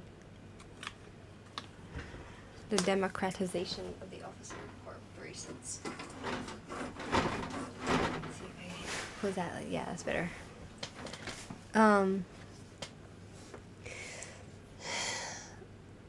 Appropriate. Guchav, the Minister of War in the Provisional Government, ordered the democratization of the officer corporation of the army right after the February Revolution in 1917. Appropriate candidates were assigned to take part in crash courses in hastily established officer candidate schools. Among these were also 2,600 Jewish soldiers who had signed on because, for the first time, Jews were allowed to become officers. In the 19th century, there had been only one Jewish officer in the Russian army. The former soldier Herzl Sam, who lived from 1835 to 1915, a hero of many battles, was promoted to staff captain only after 40 years of service. Although Russian Jews lacked motivation and military traditions, many of them were decorated in the Russian-Japanese War. For example, Joseph Trumpeldor, the hero of the Battle of Port Arthur. During the Civil War, it became known very quickly that the Red Army also committed murders of Jews. Ooh. But the Bolsheviks and their newly established dictatorship must have appeared to most Jews as the least of the competing evils. Any attempt to defend one's life was taken as evidence of a tendency to Bolshevism. And therefore, thousands of persecuted Jews were automatically candidates for execution. Ooh. Many Jewish defense groups had no other choice but to actually join the Bolsheviks. Entire classes of the yeshivas were forced to give up their Torah and Talmud studies to take up weapons. The victory of the White Guard armies. So it's basically either they join or they get killed, right? The victory of the White Guard armies could have meant the complete annihilation of Russian Judaism. Thousands of volunteers flowed to the Red Army, many of whom were Bundists and Zionists. The Jewish parties had called their members to take this step and cared for them in many different ways. Many newspapers on the front appeared in the Yiddish language. The Yiddish soldier, der Yiddische Soldat, mouthpiece of the military Zionist organization on the Western Front, reported about the organization of self-defense units of the Jews. The weekly newspaper, the Free Soldier, der Freier Soldat, distributed by the Executive Committee of the Jewish Soldiers of the 12th Army, published an obituary on December 20, 1917, of the classical author of Yiddish literature, Mendel Moiker Svarim, who had passed away shortly before at age 82. The Red Army, Rote Armee, the newspaper of the Central Military Section of the CC of the Workers' Party, Poal Sion, was still being published for many years after the war ended. For their memorial book, Yiskar, right? The editorial office requested readers in the issue of July 30, 1919, to write down memories of comrades who were killed in action and to send in their photos. At the end of a proclamation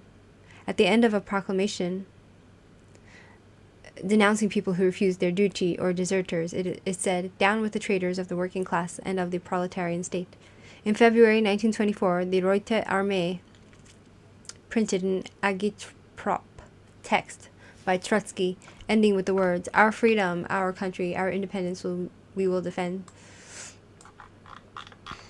The end of the Bund. The end of the working class. Socialist working class Jews, right? The organization, right? So pressed by the situation, the Bund changed its position on Lenin's dictatorship and agreed to collaborate with the Soviets. The approach to the Bolsheviks led to the split within the organization, despite their traditional enmity in the Ukraine. The communist group inside the Bund, the Kombund, joined with the pro-communist faction of the Zionists United Party to become the Komfarband. The Komfarband then became affiliated with the Communist Party. A Jewish Communist Party was also formed in Belarus. It entered into a union with the Lithuanian communities, which soon joined the Communist Party. In 1920, the rest of the Bund sections decided to join the Communist Party of Russia at a time when the Bolsheviks were already acting under the party's name. As was the case before the revolution, the wish for some form of independence was denied. In 1921, the Bund had to announce its dissolution. Since the Bolsheviks, confronted with the masses of the Jewish labor movement, were unable to push through their one party state ideology with plain terror, they used methods of divide and impere. The old Bundist dream of national cultural autonomy without centralist patronage was over. Similar to what happened with the JAFC later on, the Jewish communists continued to discuss whether the Soviet Union should act as the protector of all Jews, even though there was no unified Jewish nation. As Lenin and Stalin had demonstrated, this clearly set them apart from those dogmatic Marxists to whom the protection of every pogrom victim, no matter whether they were workers or entrepreneurs, was considered to be equivalent to bourgeoisie treason to the cause of the proletariat. So the Jews who were victim of the pogroms, it looks like the Marxists didn't care because they just, oh, you're bourgeoisie, you're fancy, you need to be killed, right? You're not part of the working class, right? You're better, you think you're better than everyone? Die, right? So,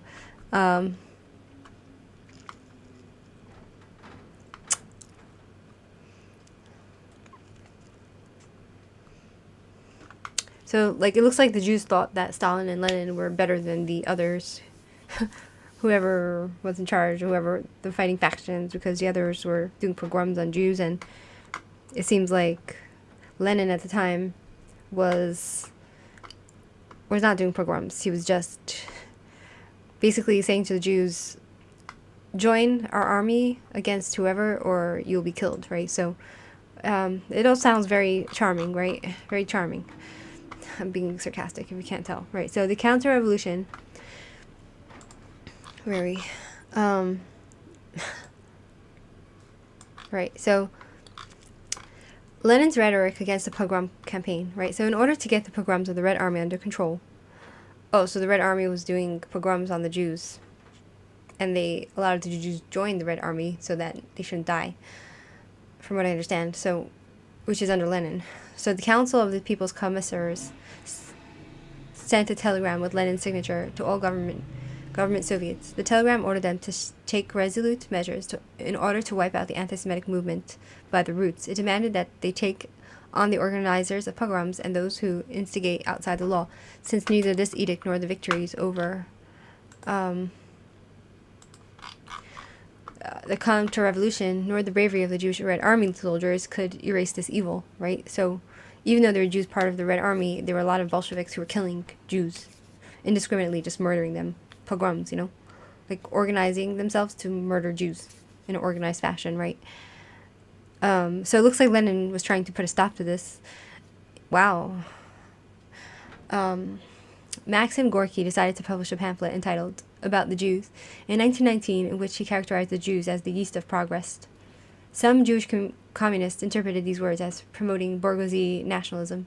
Lenin resisted their wish to confiscate this text and composed shortly afterwards a proclamation to the soldiers, which was recorded on gramophone. The following words were broadcast to units of the Red Army. Anti-Semitism is called the spreading of enmity against the Jews. When the damned Tsarist monarchy lived through its last hours, it tried to goad the ignorant workers and farmers against the Jews. The Tsarist police collaborated with the landowners and capitalists and organized the pogroms. They tried to turn the hatred of the impoverished workers and farmers away from the landowners and exploiters and towards the Jews. It is common in other countries as well that the capitalists stir up enmity against the Jews to blind the view of the workers and divert them from the real enemy, the capitalists. Only where landowners and capitalists have kept the workers and farmers in ignorance through serfdom. Serfdom is when you have the people working on your land, living on your land, working for free, and you treat them as slaves, right? So he says, only where landowners and capitalists have kept the workers and farmers in ignorance through serfdom can the enmity against the Jews endure. Only totally ignorant and repressed people would believe the lies and defamations that have been spread about the Jews. These are leftovers from the time of serfdom and slavery, when the popes and heretics burned on pyres, when the slavery of the farmers existed, when the nation was crushed and blind. But this old darkness of serfdom is vanishing. The people are beginning to see the Jews are not the enemy of the working people. The enemies of the workers are the capitalists of all countries. Oh my God. Among the Jews, there are workers, employees, and they are the majority. So, okay, we'll finish now. We'll talk about this, right? So, they are our brothers, our comrades in the fight for socialism, because they are being repressed by the capitalists. Among the Jews, there are kulaks, exploiters, and capitalists, just as they exist among us. The capitalists are eager to introduce enmity among the workers of different religions, of different nations, and of different races. Rich Jews, like rich Russians and the rich of all countries, all of them united, smash, repress, and contaminate the laborers. Shame and disgrace on damned Tsarism, which has harassed and persecuted the Jews. Shame and disgrace on the one who sows hate against other nations. Long live the brotherly trust and the unity of the working people of all nations for the downfall of capitalism. Of course, you know that I don't believe in communism because it doesn't work, but as we can see here, it seems like Lenin is an intellectual and well-read, and he knows the history of what was going on in the day and in other countries, etc., to be able to put together such a pro-Jewish thing, right? Like, that's why I don't think Lenin was, at his core, anti-Semite, right? Even though, okay, he might have, you know, not acted the nicest, and he might have used the Jews for his own gain, but at the end of the day, you know, he wasn't a rabid anti-Semite. He was more smart, and he was learned, and he seems to have wanted to put a stop to it, right? From what I understand. Maybe if I read other books, I'll think otherwise. But so far, I like this comparatively in history. I like Lenin better than Stalin, right?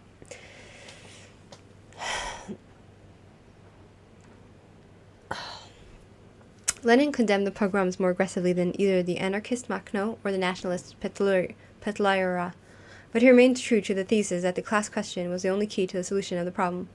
Only the laborers are our brothers, our comrades in the fight for socialism. Years later, when the members of the JAFC were looking for an alliance with the Jewish capitalists in the U.S., according to Leninist and Stalinist logic, they betrayed the working class and the Soviet states. Only the highest center of power, the leader of the party, decided which alliances were necessary and which were to be rated as betrayal. Wow. So, documents that remained secret during the Soviet era reveal how strongly Lenin's relations to the Jews were determined by party doctrine. In a bill about the structure of the Soviet government that was to be established in the conquered Ukraine, he demanded the exclusion of the Jews in late 1919. The postscript read, somewhat more politely, the Jewish petty bourgeoisie. However, one should not misinterpret the implied irony used by Lenin to speak about the Bolshevik ideology, and acknowledge at the same time that among the leaders of the Bolsheviks were quite a number of Jews. In 1920 to 1921, he was informed of new pogroms with hundreds of casualties. The culprits were members of the Red Cavalry. Oof. So you see here, like, Candace Owens likes to say that, you know, the Jews killed all these Christians, and the Jews were the Bolsheviks. They are the ones who went and killed everybody, and blah, blah, blah. First of all, that's untrue, because there was a civil war. It was civil war. All these fighting between the civil war between the Soviets and the other socialist groups and the anarchists that were living in Russia and Ukraine at the time. They were fighting against each other, and the Bolshevists, a lot of them, were murdering and doing pogroms on Jews. They were out of control, right? And the other side as well, were the Ukrainians were slaughtering the Jews, and everybody was killing the Jews. But a lot of Jews joined. It's a very complicated time. This is why I say, if you're not somebody that hasn't read a book about what exactly happened, you will come to the same conclusion as Candace Owens, because, like, she makes a blatant statement when, in reality, a lot of the Jews that joined the Bolshevik army were forced to, or they were either, like, a lot of people from yeshivas had to abandon their yeshiva studies to join the Bolshevik army in order not to get killed, because it's either kill or join the army, right? And so it's such a mess. Like, the more you read about it, you realize how complicated this time was, right? And so, where are we? It's very interesting.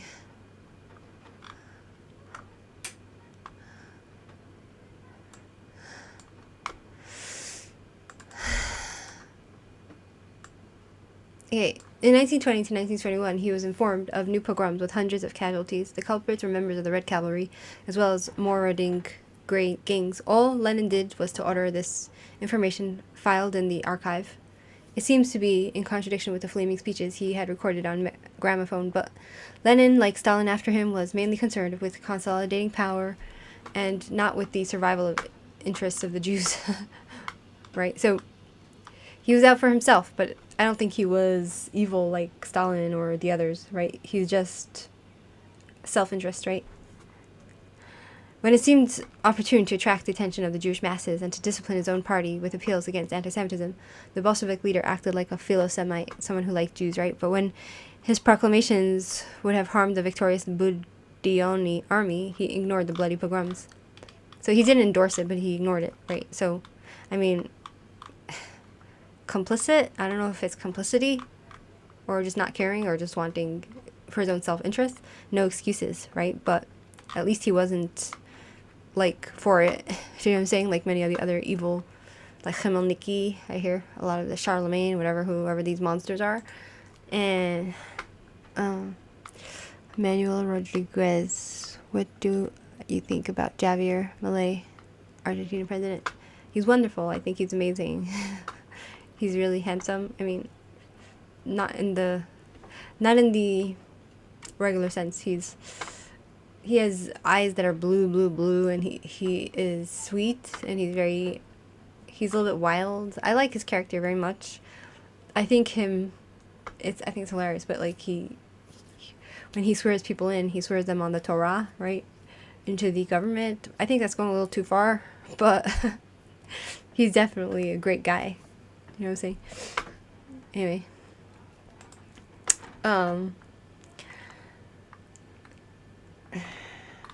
Yeah, so it's all very interesting, right? Like, it's very... I don't know who's out there. 1 second. The Jewish... War against Zionism. Persecution of the Jewish religion. Okay, so then it goes from step to step. So this is like going into detail about the persecution of the Jews under the Soviets, right? What is going on out there? Oh, there's a lot of kids. Families, kids. Hold on, let's see.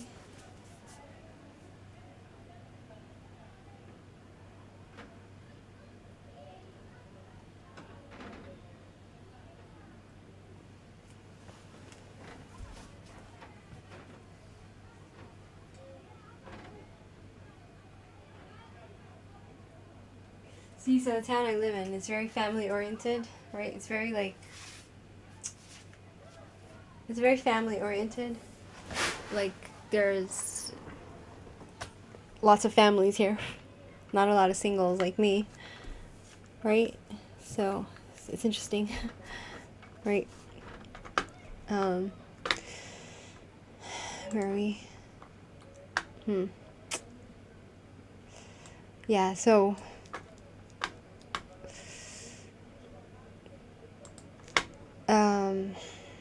I think that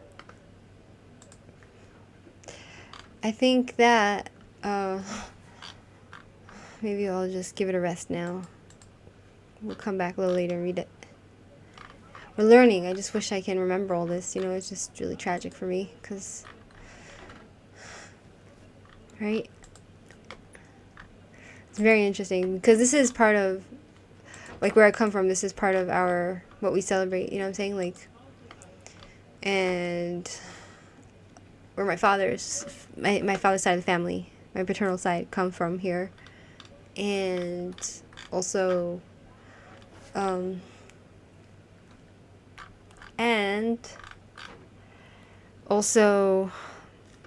mother's side is Polish, Lithuanian, British. My mother actually comes from South Africa, but her mother and grandparents are from, like, they immigrated to South Africa from Lithuania, Poland, Lithuania, whatever. So, and a lot of the Jews fled from Lithuania to, I don't know, North Africa, South Africa, to escape pogroms, which would happen to them from the Polish people, from all those, the Litvaks, the Lithuanians are very, how do you say, violent, right? Anti-Semites. So, anyway.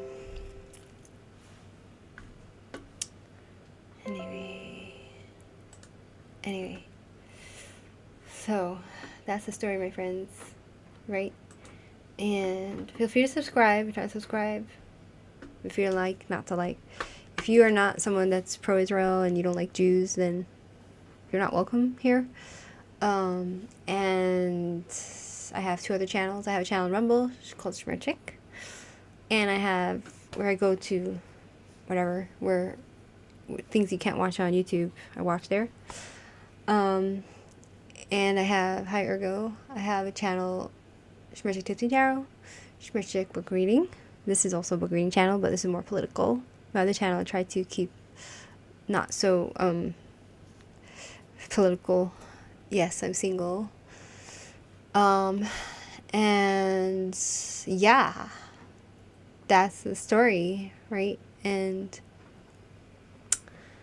yeah, so it's been very interesting. And that's why, my friends, when you read with me, when you follow me with the way we read, right, on this channel, you understand how important it is to read books, right? And how important it is to find the right books and to read it in detail, to understand more about history and things, right? About facts and information. Because if you don't know the details and you don't think with a critical mind and you don't even bother to check up the truth of the matter, then you end up like Candace Owens, who just runs around spitting at Jews, runs around saying, oh, the Jews this, the Jews that, oh, the Jews, Israel's killing Gazans, oh, the Jews were the Bolsheviks, the Jewish people killed Christians, murdered Christians. It's like, dude, you have no idea about history. Like, we're just reading about how it was a civil war and how different peoples, it was a mess. You know what I'm saying? It was a real mess. The revolution was a mess of astronomical proportions, right? And so, yeah. Anyway, have a great day, and yeah. Bye.